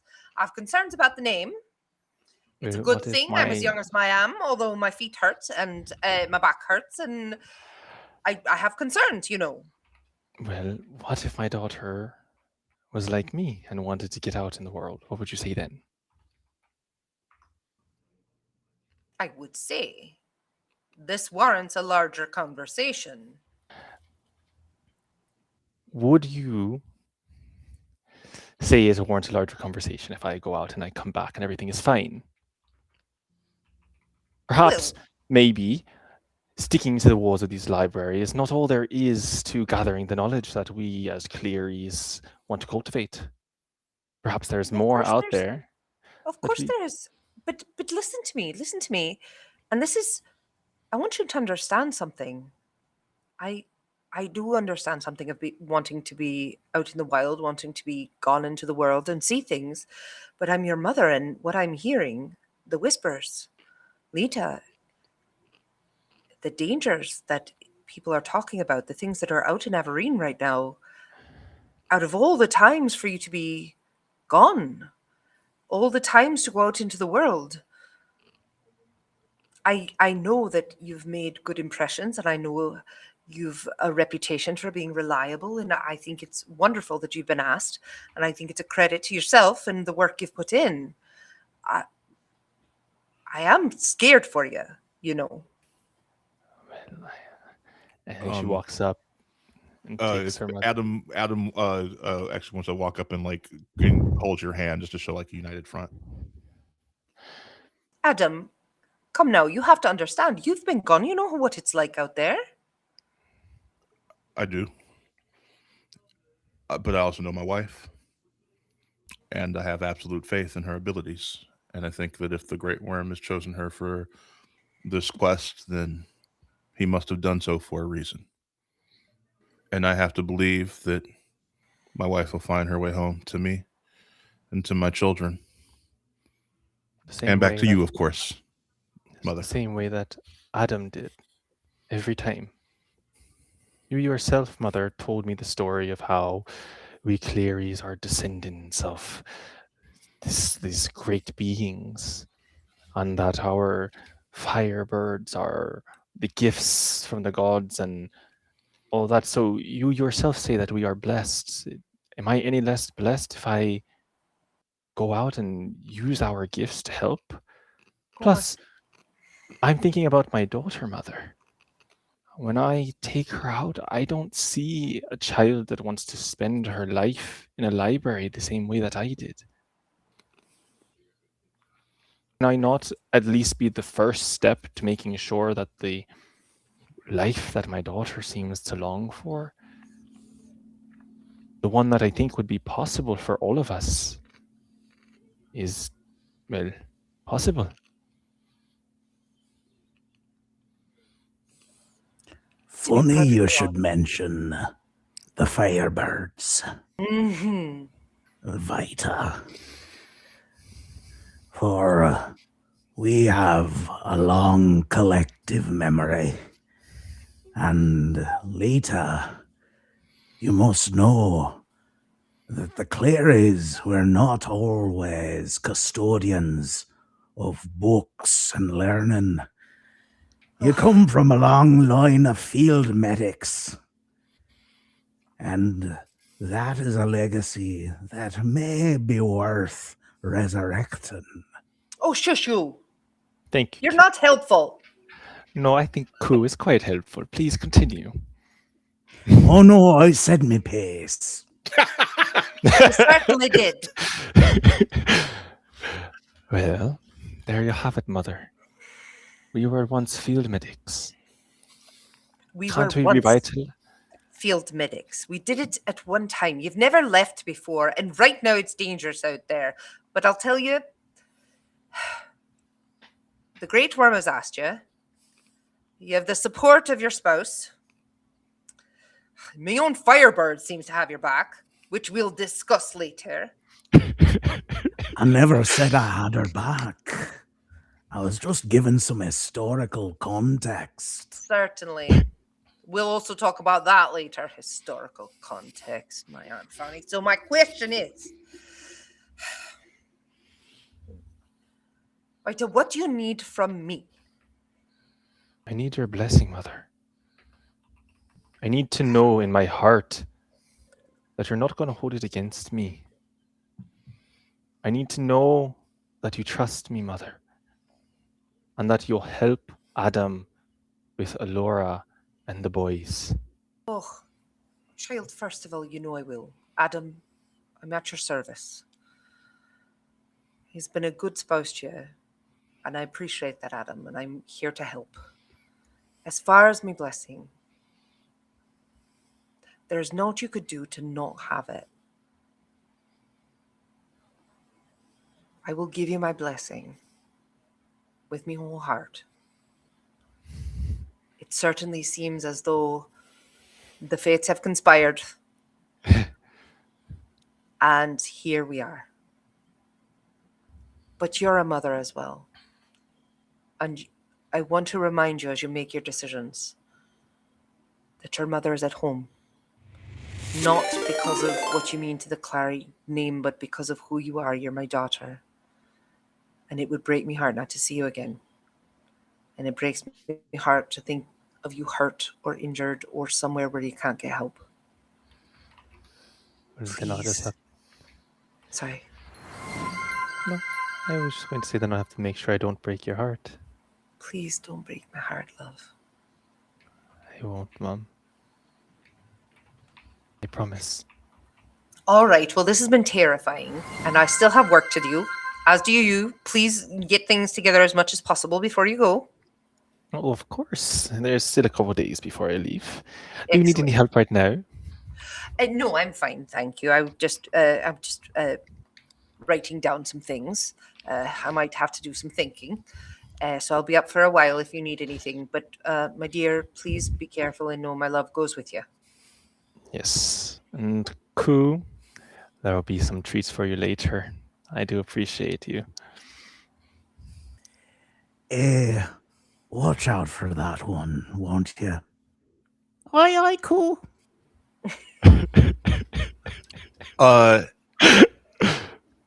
As we wind down the scene and as everybody exits and Leisha is in the room by herself, Leisha, once everybody leaves, what is your expression of emotion?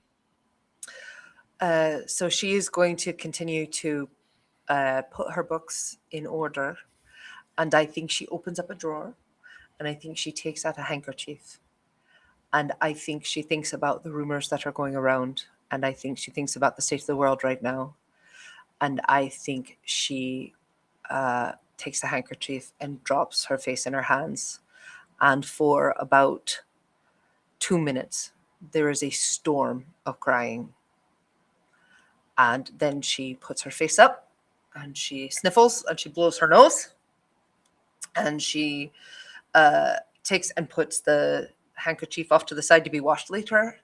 And she wipes her eyes and settles down and starts to take more notes. And as you go back to work, we pan back just outside of your window, and you don't see or perceive him, but Jin the Great Worm, at least an aspect of him, has watched this scene, and we see his face sad as a single tear sheds, and he says to himself, "Forgive me, Leisha, for Book and Bone," as he turns around and fades away. And that's how we end our first vignette.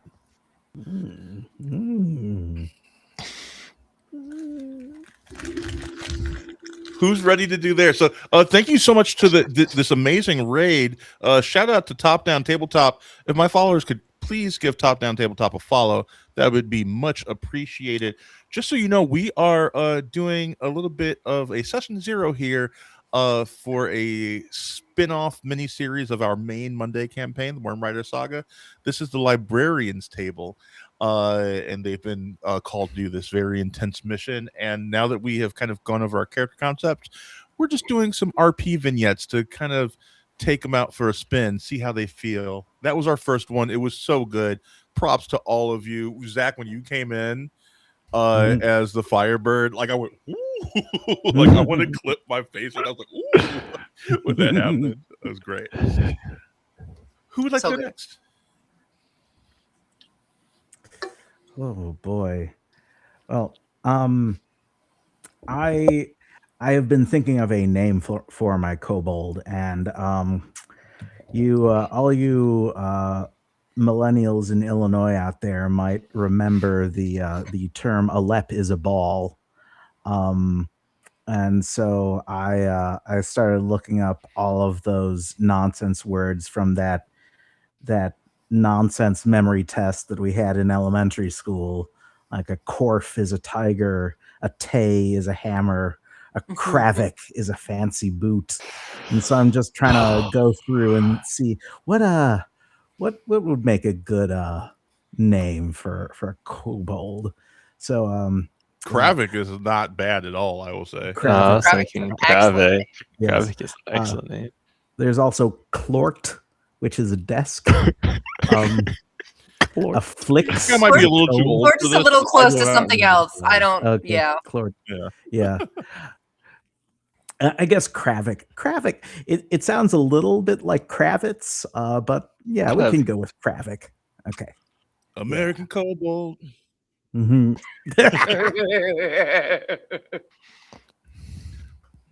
So, do you want Alright. to do your scene?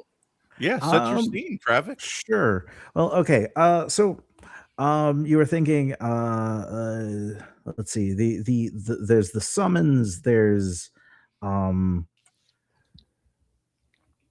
not entirely sure.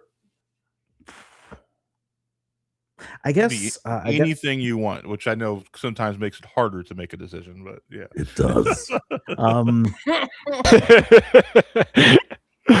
Yeah. So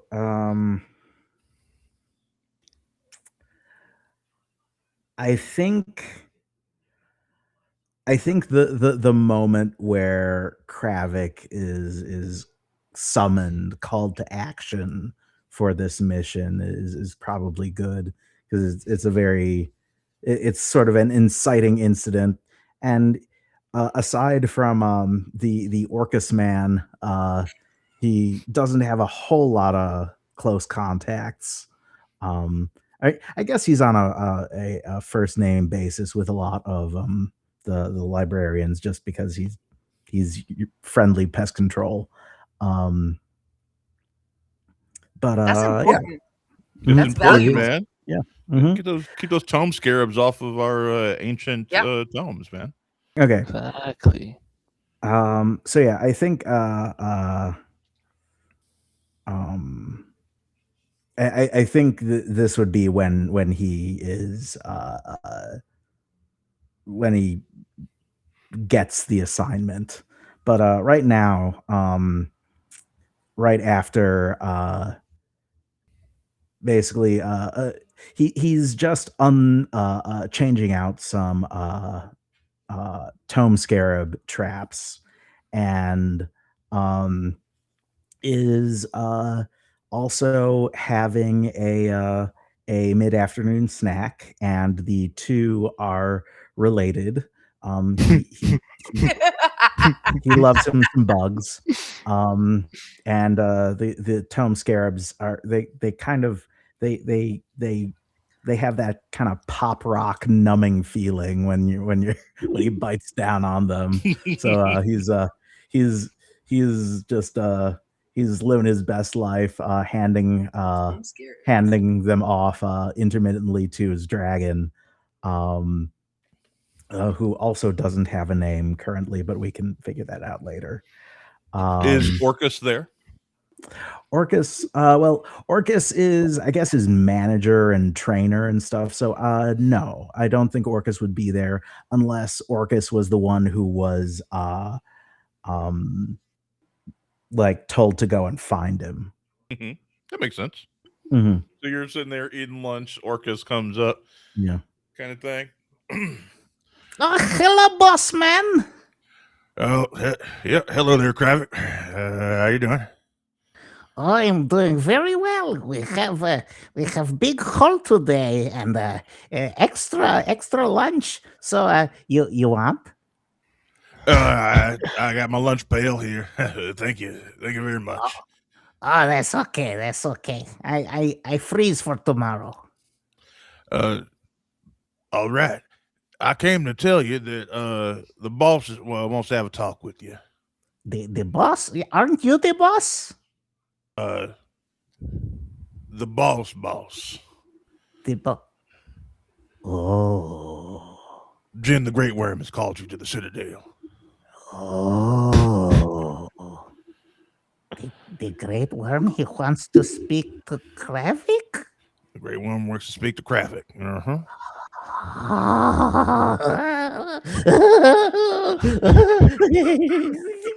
Is what's happening right now? Is this a good thing or a bad thing that's happening right now? It's good thing. It's good thing. The Great Worm wants to speak to me. The Great Worm wants to speak to you. Yes, that's right. Yeah. It's happy day. It is a happy day. You know, once I remember about 23 years ago, I got called up to meet the Great Worm. It was the greatest day of my life. I did not think Great Worm would ever speak to me. Then again, Little Worm, he speak to me all the time, but I never think Little Worm speak to me. I did not think any worm speak to me. Yes, you told me this story before. Oh, yes, I'm sorry. But yes, I should go, yes? You should go. I'm very proud of you, Kravik. Hey, Kravik, come here. And he leans down. This is like he's like real big. It's like kind of like rotund, half orc. Kind of like gets down on one knee and says, "I'm proud of you. I never had any kids of my own. I was thought of you as like one of my own. So look at you, just making things happen. So I just wanted to say I'm real proud of you, and I hope that you don't get too big of a promotion because that means we wouldn't work together anymore. But even so, I'll make sure to have some tome scarabs set aside for you so we could, have dinner sometimes." Oh, thank you, boss man. I really appreciate and all your guidance, all of your help in helping me become a librarian. Though I do not do much with books except for save them from scarab, but thank you. I could not have done this without you. All right, now you go ahead. All right, come on. He was like shedding a couple tears, like sweet old boy, as he starts like sweeping up all the tome scarab leavings from your lunch. Like, oh, it's time for Orcus to do the sweeping again. And so Kravik just hops up onto one leg and is just hopping on one leg with the same ease of any other person just walking, just completely light-footed and but just like it's a little awkward looking, but just there is no like impediment from his bum leg. Okay. Mm-hmm. You make your way. It takes you probably about half hour, 45 minutes to make your way to the Citadel and Jin's like personal chambers. You see two people that so it's interesting being in such close proximity of being as powerful as Jin begins to change the people around you. And because his hoard is knowledge, you notice that a lot of the people here, their skin looks the texture of parchment. Mm-hmm. And you see like words, like it's not tattoos though. It looks like it's just printed on their skin. And you see two of these parchment people kind of standing at the door. They open the chambers to let you in. The doors are about 20 feet tall. And same thing on these doors. They're gold, and they have etched in them this language that you know to be like the ancient language, the first language, the language of the dragons. But you are not able to read it. but you can Mhm. feel the power emanating off of like every brick and stone in this space as you enter Mhm. the Great Worm's chambers.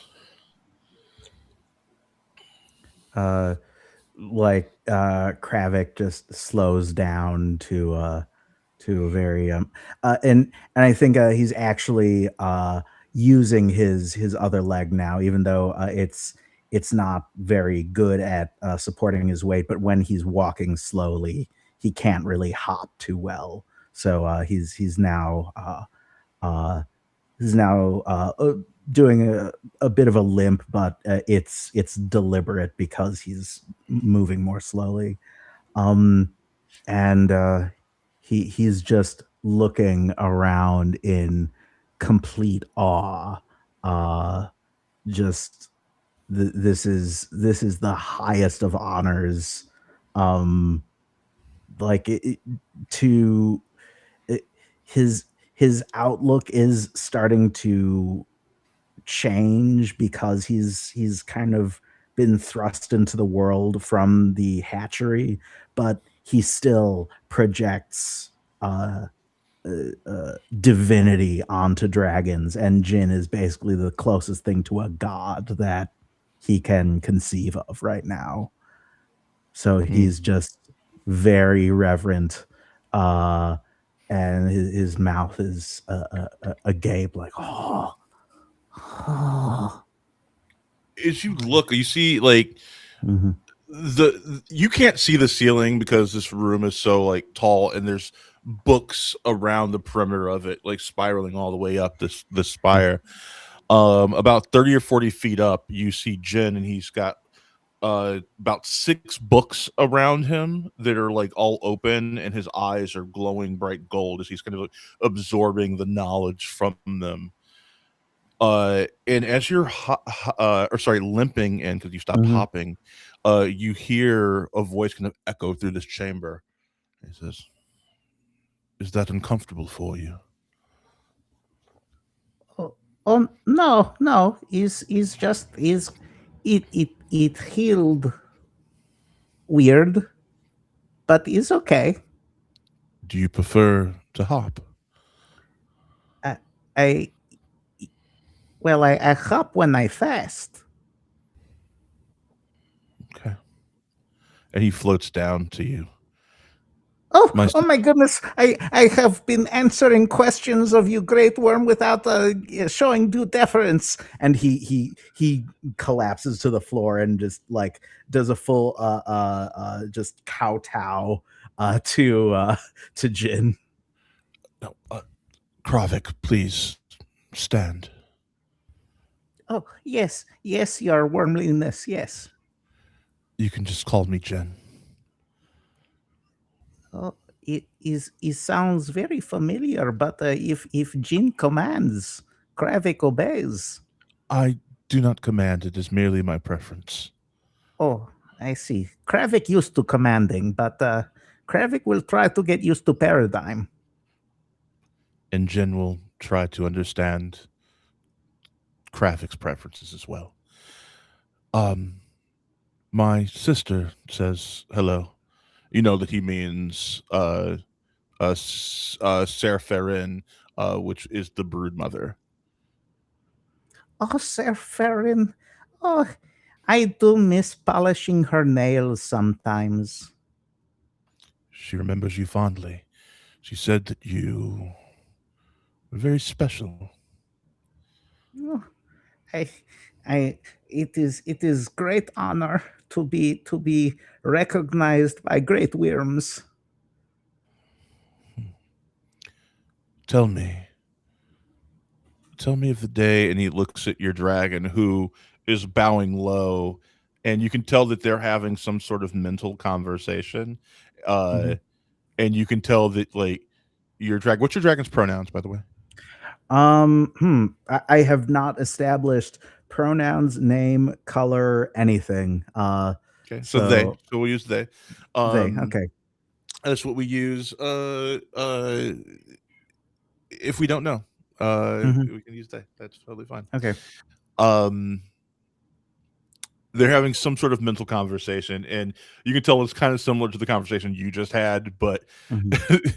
dragons show even more deference to Mhm. great worms, and he's just like, ugh, kind of sighs. He's like, can you tell me about the day the two of you found each other? Uh, yes, yes, I can, I can. Um, so, uh, I was doing my job in the hatchery, and I was getting rid of pests, getting rid of the the things that like to eat the scales off of the eggs.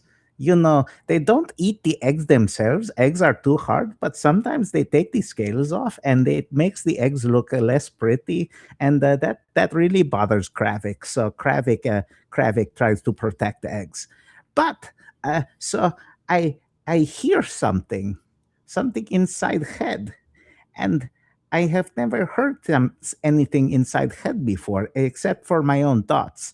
But this is different from Kravik thoughts. This is something else entirely. And Kravik, well, I think to myself, is Kravik hearing things? Is Kravik having hallucinations?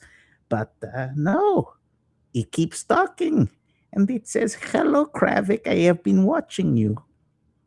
and and I say, who who has been watching me besides other brood mates or great worms? But great worms, they watch, but they know they don't watch too closely because we just do our thing and they do their thing. But it's different, and so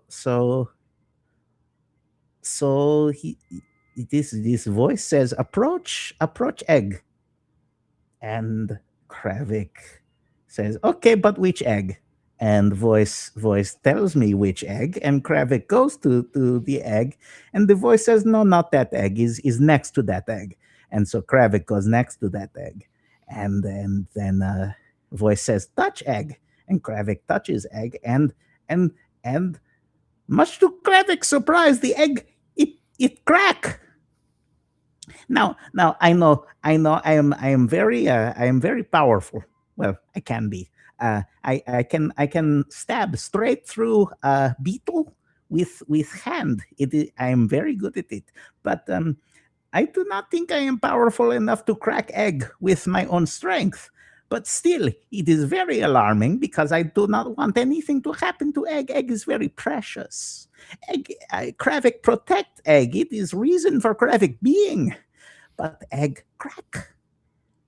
And then out pop little head. He's so cute. He's such a cute little head. And that is where the voice is coming from. And he says, "Hello, Kravik. It's nice to meet you." And they say, "It's nice to meet you too." And and we just stare at each other for a long moment. And I ask, I, may I pat you on the head? And the voice says, "Oh, please." And so Kravik pats on head, and and then it and then this little head, it has body, and the body, it climbs onto Kravik. And well, I do not know. I do not know. It is strange feeling to hug something that you feel you have always known but have never met. Yes, it's quite a powerful bond. I But am sorry that they never accepted you at the Soul Spire, and I'm so happy that you agreed to come here and work. Well, it is not like not like Kravik train like all of the other dragon riders. So of course I can. They do not have remedial program for Kravik. So well, it will take time if indeed it does happen. But I I would like to join. Very much. I would like to have the same bond with my friend here that they have with theirs. And I would like to fly. Is stupid dream, but it is Kravik, yes. that dream is not stupid. Oh. Okay, well, is very intelligent dream. Thank you. Yes. Kravik, I have a favor to ask of you, and know that it is your choice whether you say yes or no, and there will be no retribution for denying me. You must take this on of your own free will. Have you heard of the archivist Clara Parrish? I will do it. Oh, Kravik. Actually, but if you could fill me in, I do not know of Archivist Clara Parrish, but I will do it. She's one of our best archivists, and I believe that she has within her possession a missing piece of information that was stolen from this horde. Oh, so is like pest, but steely pest. She went to try and retrieve it, Ah, and she was captured by something that I cannot see, that I cannot understand, because I am missing that information. And it haunts me. And as you notice that he starts to like grow in size, as he starts to focus on the thing that is missing from his horde. He hates not knowing things, and you begin to see him become more leathery, more larger, more draconic. His visage becomes more and more fearsome. They stole it from me, and you feel the entire place begin to shake, books falling off of the shelves. Do you know? What do you do?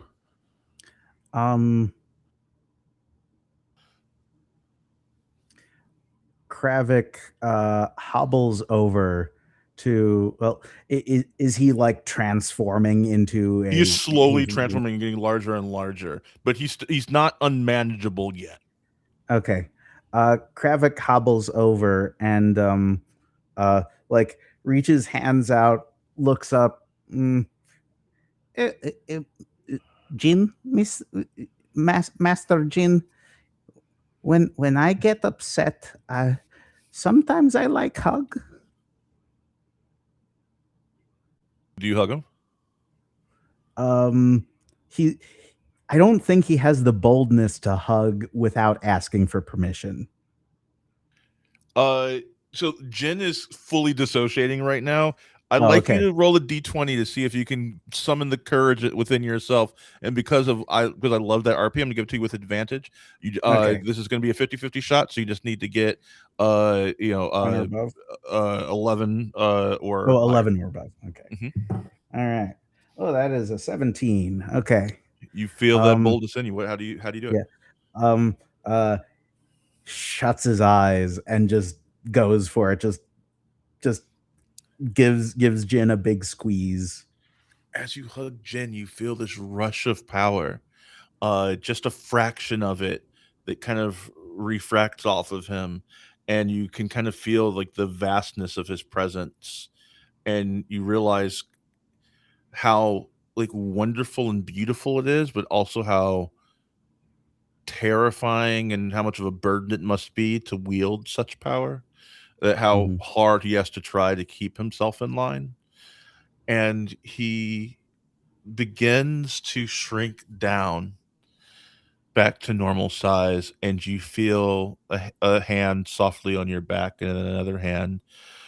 Yes. Oh, sweet Kravik. Thank you. sometimes containing all of the knowledge. Sometimes it's hard to stay calm. I am a very small individual, but I did not know how hard it is to be so big. Yes. I'm sorry that I ask this of you, but will you travel into the expanse with a small group of people that this 13th Army, I do not believe they will notice you in the way that they've noticed the others that I've sent.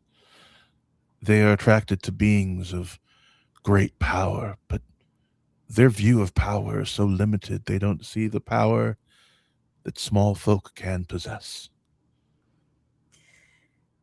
It is my honor and my duty to protect your horde from vermin great and small. And if it requires me to go out and hunt down a different kind of vermin who take things from your horde, then it is my honor and my duty to do it. I now need a PBS spinoff of the spinoff called All Vermin Great and Small. I just like that to happen now. As you say this, he lets you know to go to the stables. They will provide you with a Cosney, and in the morning you'll meet up with the rest of your adventuring party, and your first mission is to make your way to Osterhagen, where you will meet one of the clandestine archivists that will help you on the next leg of your journey. Okay. I need to go tell Bossman, though, that I am taking sabbatical. Of course. Yes. Tell Orcus that Jen says hello. We must do Of dinner course. again sometime. Oh, you did dinner? Once, 23 years ago. It was a lovely time. He is a wealth of knowledge and story. Oh. If can Kravik do dinner sometime? When you make your way back, we will absolutely all do dinner together. Ah, yes. Yes. Oh, sorry. I get ahead of myself. I put lid on. Stay unlidded.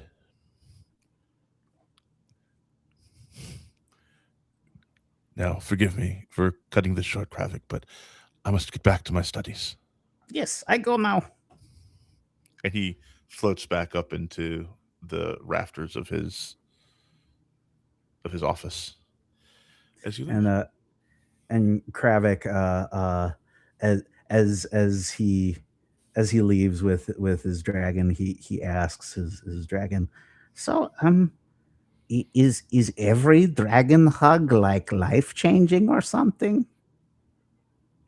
What's your dragon sound like, you think? And who would you like to respond as your dragon? Man, I don't know.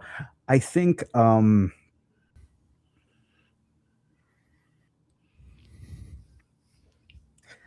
I think my dragon sounds kind of not quite kooky, but definitely whimsical in a way. You're being ridiculous. I don't know. Yeah, sure. Yeah, it's just you said whimsical, so it's the first voice that came to mind. Yes. So dragon, you would know that Jin is the oldest great worm in all of Gadoria, and no one knows for sure because it's hard to measure the power of great worms. But but probably the most powerful single living being on the planet. Oh, well, I would say that, he's old, and with age comes senility, one of those words. So, perhaps, maybe, but I think you did a good job. No, Maybe. I am asking about hugs. Oh, You yes, hug hugs. me and is Uh, life changing, then I hug him is life changing. Well, he's kind of old, and perhaps it's the great wealth of age and power that comes with that makes it even more life changing. I don't know. I haven't hugged anyone other than you. I didn't know my hug was life changing, but I'm glad it was. Yes, But I think it's a good thing. I think you're special. Yes. yes. All right. Kravik can accept that.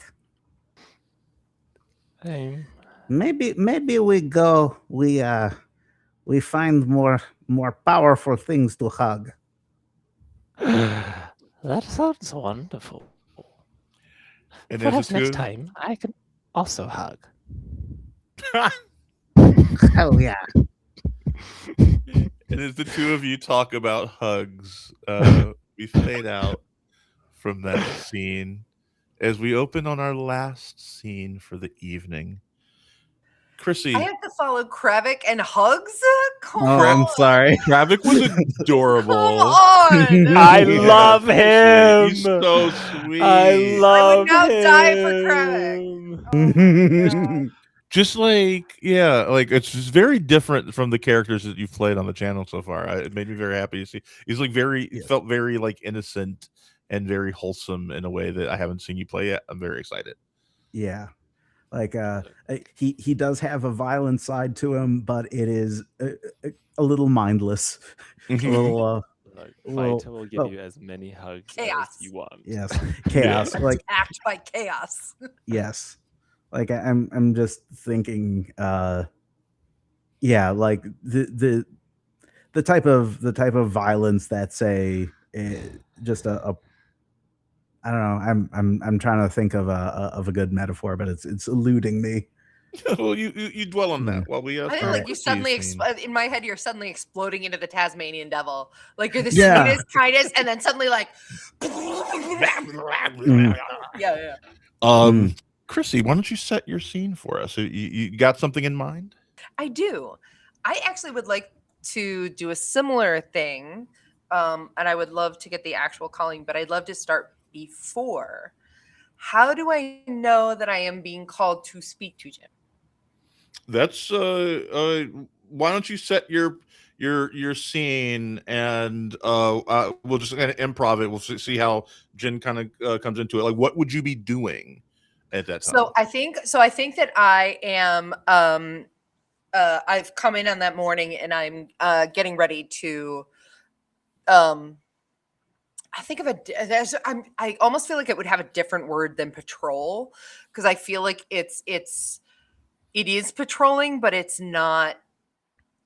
I don't know that it would have like a military word versus like a library word. Like I like something that makes it less aggressive and more It's observant. like the night watchman and like a night at the museum kind of thing. Kind of thing where it's like we all know what it is, but we don't call it that. You know what I mean? Like it's like I would call it patrolling. Yeah, But I don't know that other people would. I think roaming other the people are more- stacks is what Lobster Shrub said in the chat. Roaming. what is it? Roaming the stacks. Yes, thank you. Yeah. That just So, gave me flashback. I love it. I love it. I've been Stacks. it's my turn to roam, but I have received I think that she's received an invitation or a summons rather to go and talk to Jen. And I think that she has this is obviously huge. Like this never happens. And I think that she has been worried since Clara has been gone. She's been looking for news. And I think that this is like, it's possibly a sort of a chance, a moment, right? Like I got to take advantage of this moment. But I think before she goes, her name is Kvethi.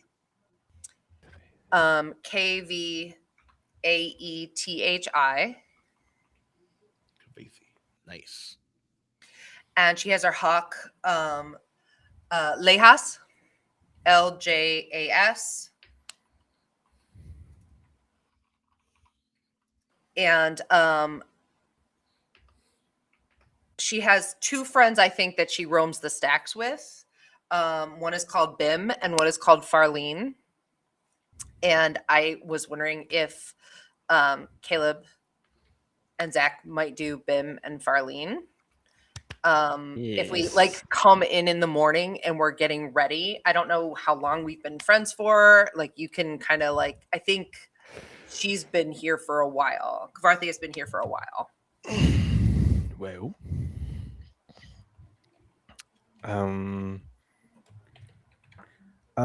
who are Bim and Farlene? Yes. They can be Pro- anybody. So like I think that they are in a similar thing. I think they have that same archivist / protectorate sort of background. It doesn't have to be by any means monk-like, you know what I mean? It could be any martial, whatever. It could be a magical background, but the point is to roam the stacks, and I think we roam in different directions, and then like to keep everything fresh and fresh eyes, we like change as we go, and so we run into each other in various places and talk as we go Okay. throughout the day, I and I will think be- we like know each other. I'll be Bim. All right. Okay, I I'll like- be I like- Farlene. I like the Alright. name, so Mhm. it spoke to me. Excellent. Y'all just go ahead, and I'll just find a good point to like interject with your summons. Perfect. So I think is it okay if I got the summons already?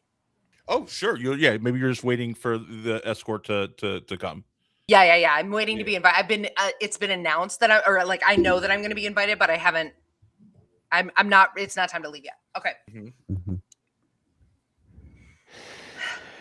So good morning. How are you two this morning? Well, the same as always, you know. Excellent. I swear, if I get another person asking for directions in the stacks who doesn't know the decimal system, I am going to blow a gasket. I want to know who would even come here if they didn't know the decimal system. Why would you even come here? Exactly. I'm in full agreement. Full agreement. However, I always send them west. Just send them west. Oh, They'll come No. around, or they'll That's run good. into someone who can tell them where to go. Well, that is a good Man. strategy. I didn't know the decimal system when I first got here, so you know, it's not Really? completely Oh, uncommon. you're Yeah, not yeah. a researcher, Bim. You're not here like actually. You're doing your job, like Fair, protecting the fair. thing. This These are is fair. researchers. They should know Well, and my better. concern is that individuals who come here and they're researchers, if they don't know, perhaps they're not researchers, and perhaps there's somebody who needs to be questioned. Is what I'm saying. I've been saying this for some time.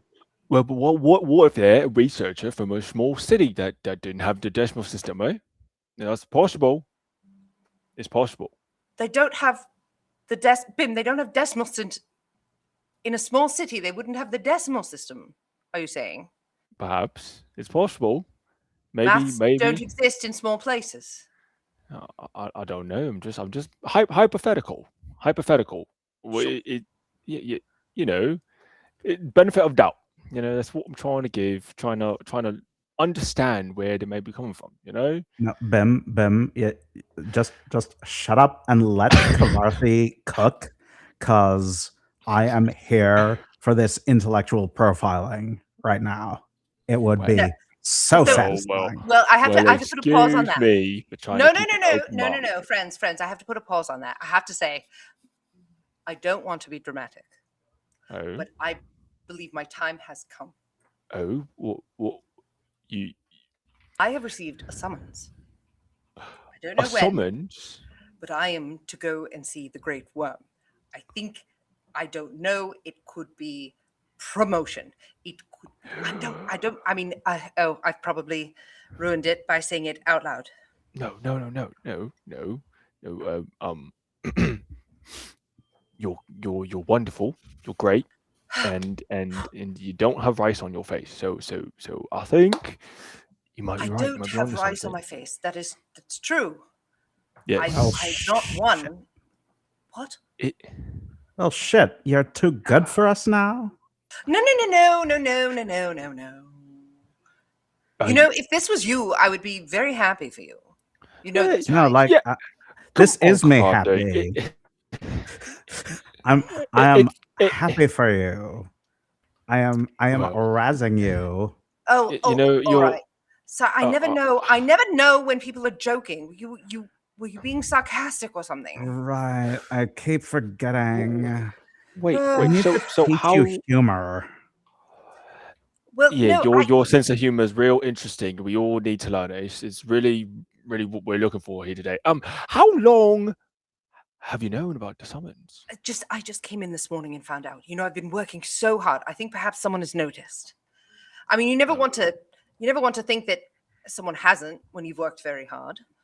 Oh, yes, I don't know. yes, I don't know oof. what they want. Do you have any idea? Have you heard anything? Well, you usually get here before us, so I can't say I've heard anything in particular. Sure.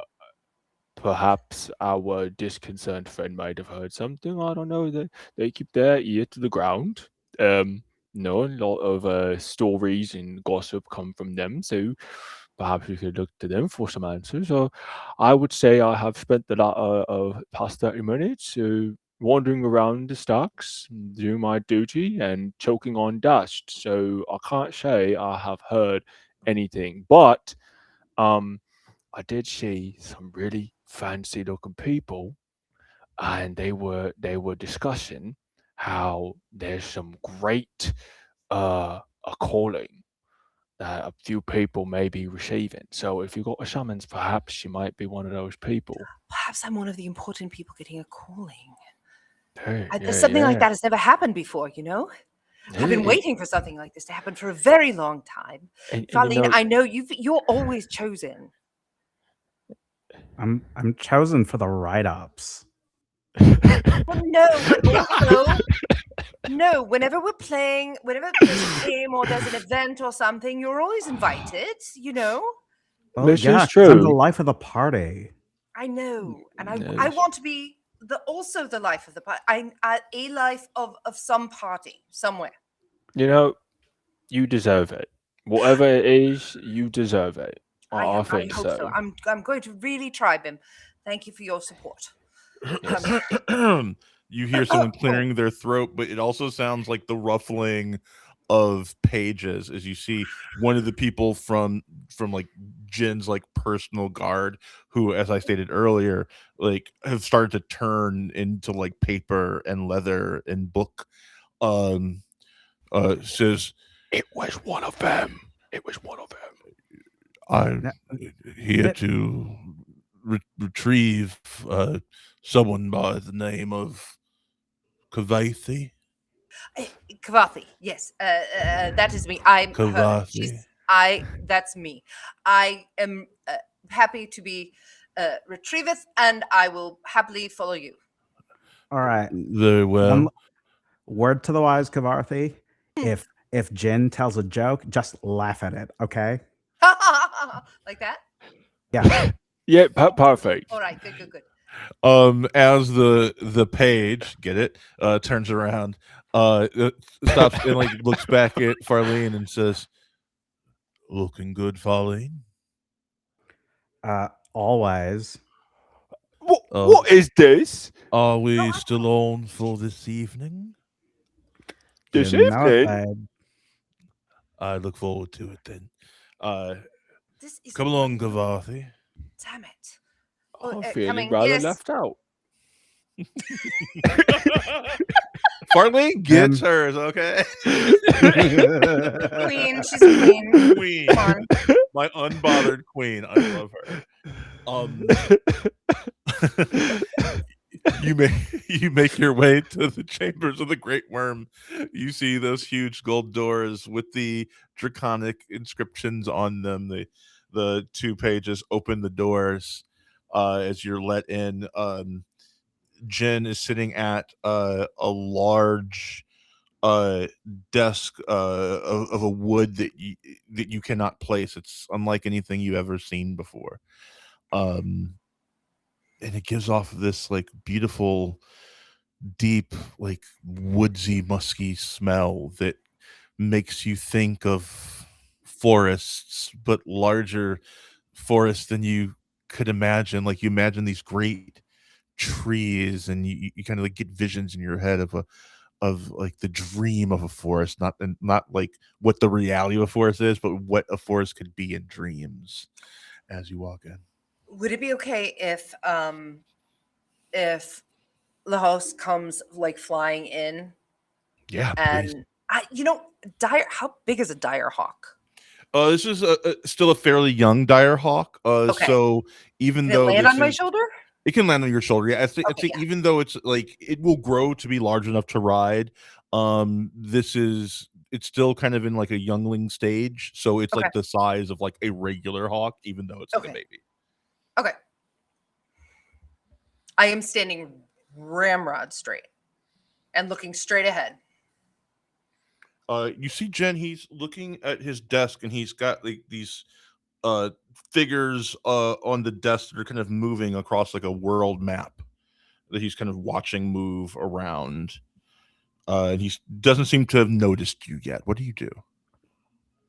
I click my heels together and stand up even straighter. I'm here and I'm happy to serve. Kavathi, Yes. how are you?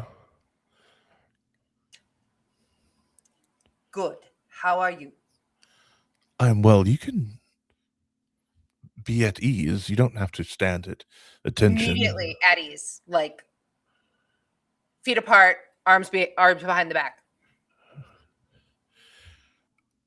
Would you like to go for a walk? Whatever you wish. Oh, I'm asking what you wish in this moment. I wish whatever you wish. Okay. I know what I wish. And Yes. I know that you know that you'll do what I wish, but I want to know Yes. what you wish. I enjoy to walk. I enjoy walking. We can walk. So do I. And you Excellent. go for a walk. He actually takes you outside of the Citadel, and you're kind of like walking around the Citadel. You see this like beautiful lake of liquid crystal that moves differently than water. And as it moves, it refracts light in this like amazing way. It's like walking around a prism. How long have you been here now, Kalathi? A few years, sir. He gives your hawk some scritches under its beak. It's like craning and like leaning into it. This reminds me of Clara. This lake. Yes. What of Clara does it remind you? Just the shimmer to it, the crystalline nature. Clara Parrish is an amazing individual. Yes. Someone to emulate. She's told me many good things about you. You know that she has noticed the work that you do here at the Citadel. That's excellent to hear. I'm very proud. You wish to be an archivist like her one day? Yes, more than anything, actually. Yes. Travel the world. Hmm. Clandestine operations. Oh, yes, indeed. Yes. Finding those hidden bits of knowledge and bringing them back to the Horde. Mm-hmm. Yes.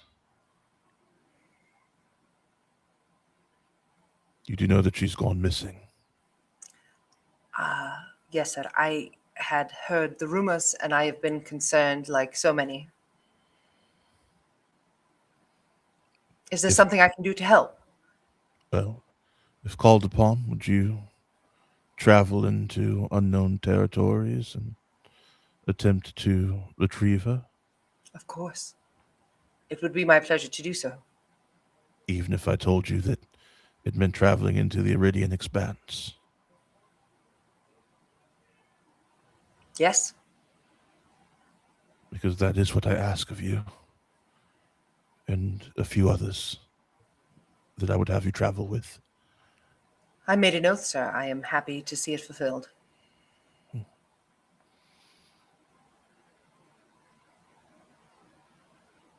you ever look at the stars, Kavathi? Not in a very long time, sir. Did you know that they dance? My understanding were that they were balls of gas. That is... what's the word I'm looking for? Poppycock. Oh, He opens his hand, and you see a being of light dancing on it. This is what a star truly looks like to those who can perceive it. I am sorry, sir. I was unaware. That is beautiful. I want you to really look at the star and tell me what you feel.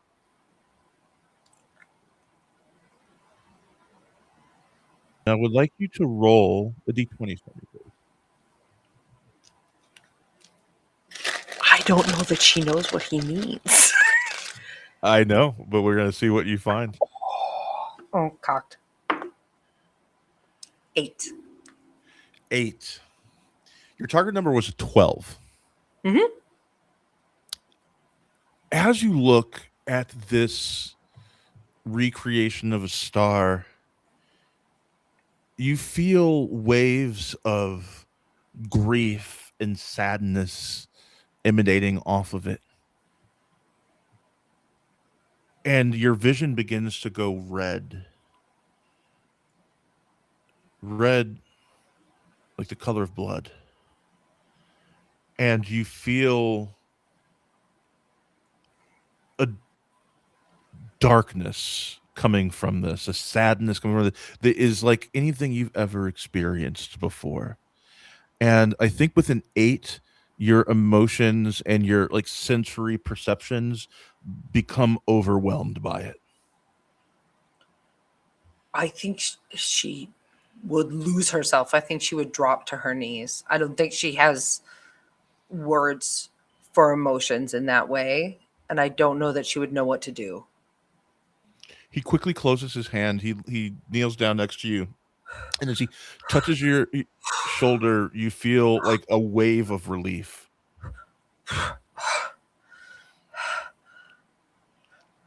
I'm so sorry. Are you all right? I'm sorry, sir. I feel I've let you down. I'm sorry. Kavathi, you've not let me down. I think you feel deeply, perhaps more than you even realize. What? May I ask, what was that? It's what the stars are dancing now, every night. That's terrible. It is what is coming, if we cannot prevent it. I wish they were balls of gas. They're much more beautiful than balls of gas, Kavathi. Their dances can also be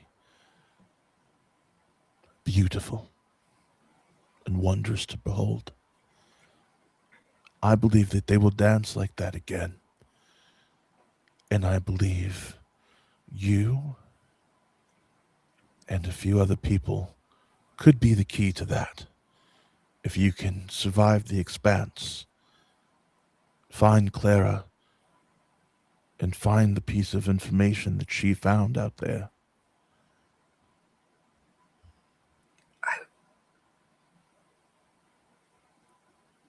I would like to help.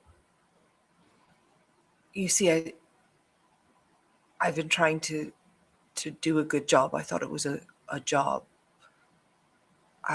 But But that's different. I would like to help. Whatever you need. I need brave hearts like yours. I'm sending you into a place that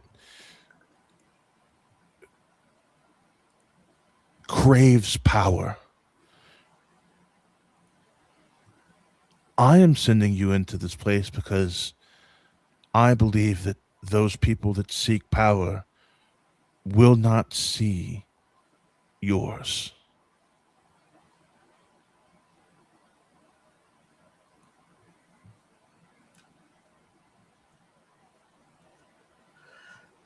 Can I tell you something in confidence, sir? Of course. I do not feel brave. I feel smart. I do not feel brave. Will that be enough? I see a great many things,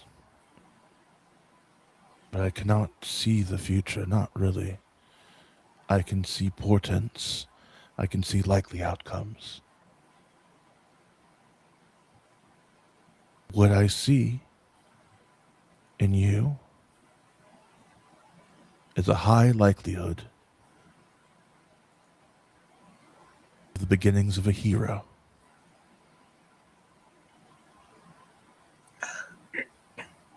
Then I shall do my best to be brave as well as intelligent. Thank you for your trust in me. Of course. Before you go, would you like to hear a joke? Yes, I like jokes. Knock, knock. Indeed. No. I say knock, knock. You say, who's there? I Let's- see. let's- A let's- good one, sir. Wait, no, that's not the joke. That's No? simply the no. That's simply the setup for the joke. Now, All right, yes. let's start it again. Okay. Mm. Knock, knock. Who is there? Dragon. How exciting. No. Okay. I should have explained the procedure first. So, the way that it's going to go, I'm going to say, knock, knock. You're going to say who's there. I'm going to say who I am, and then you say dragon, so. yes. Like I said dragon. So then you would Yes. say dragon who, because I didn't say my full name now, did I? Oh, but So- I so- know who. You're right there. Yes, no, I am. Yes, indeed, I am right here. But Yes. just trust me, it will be Of course. hilarious. Okay. All right. Yes. All right. So, Yes. right. I think I Now- understand. Okay, here we Yes. go. Knock, knock. Who is there? Dragon. Who are you, dragon? Dragon? No, sorry. Dragon who? This is- Dragon around all day. You are a dragon all day long and all night. Very good, sir. Very good joke. Very good. As the two of you laugh, we Farlead rolling over in Yes. the grave. Charlene's like, damn it. Farlene is Working like so Farlene 20 I was feet like- away, just like This. I sense a motherfucking disturbance in the force. Let's get it now. What do you mean by that, Farlead? okay, so was it Bim and Farlene or Charlene, yeah. freaking Rosencrantz and Guildenstern? Excellent. Yeah. Oh my god. And with that, we conclude our vignettes as we've gotten to roll around in our characters a little bit. Thank you so much to these wonderful players. Thank you so much to this amazing chat. We've had so much engagement today. People loved your knock knock exchange there at the end.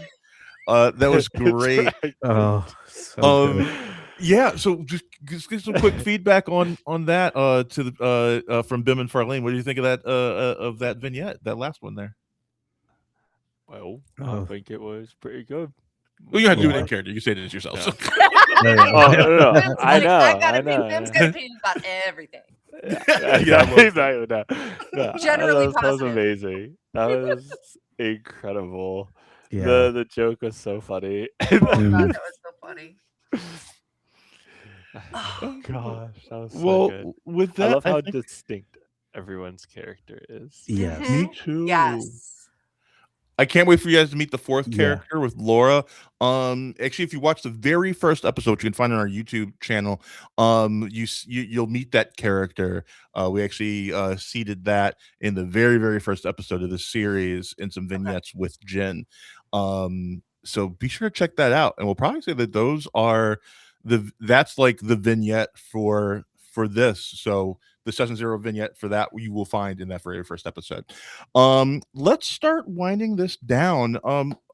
To my wonderful players, tell people who you are, where they can find you. If you have anything that you want to plug, now would be the time. Let's go in reverse order. So we're going to start with Zach. Okay. So I'm Zach. You can mostly find me here. I might be joining another streaming channel. I'm not quite sure when what the timetable on that is going to be, but also this coming Halloween season, I will be working at 13th Floor Haunted House. And if you are lucky or unlucky, as the case may be, you might see me there. I might be wearing my homemade horror items, like my little Ed Gein top hat, and yeah, just scaring the pants off of people. Heck yeah. Mhm. We will move that to Chrissy. Hi there. I am Chrissy Baker. I am in the chat as the Oak Park Red Dragon, and I am the owner and proprietor of Roll for Pragmatics at the Oak Park Red Dragon. We do we use TTRPG to develop language skills in an aggressively affirming environment that eliminates masking and or doing things that make us uncomfortable. And we've got a bunch of groups going on right now. I have a couple of openings, and I do some one-on-one work as well. And you can find me there or at rollforpragmatics.com. Love it. Who's Christian says, I live near Oak Park. That's awesome. You should check out the Red Dragon. It's doing amazing work in the area. Thank you so much for watching. Also, who's Christian? We will move to Caleb. Hello, I'm Caleb. You can find me around here in the chat as Hemuske. And in real life, if you need any language tutoring or help over either ESL, Korean, Japanese, I got you. It's calteachtutoring@gmail.com. Yeah. Oh, I am a ESL professor by trade, so I'm legit. This is true. Can Yes. confirm. Yes.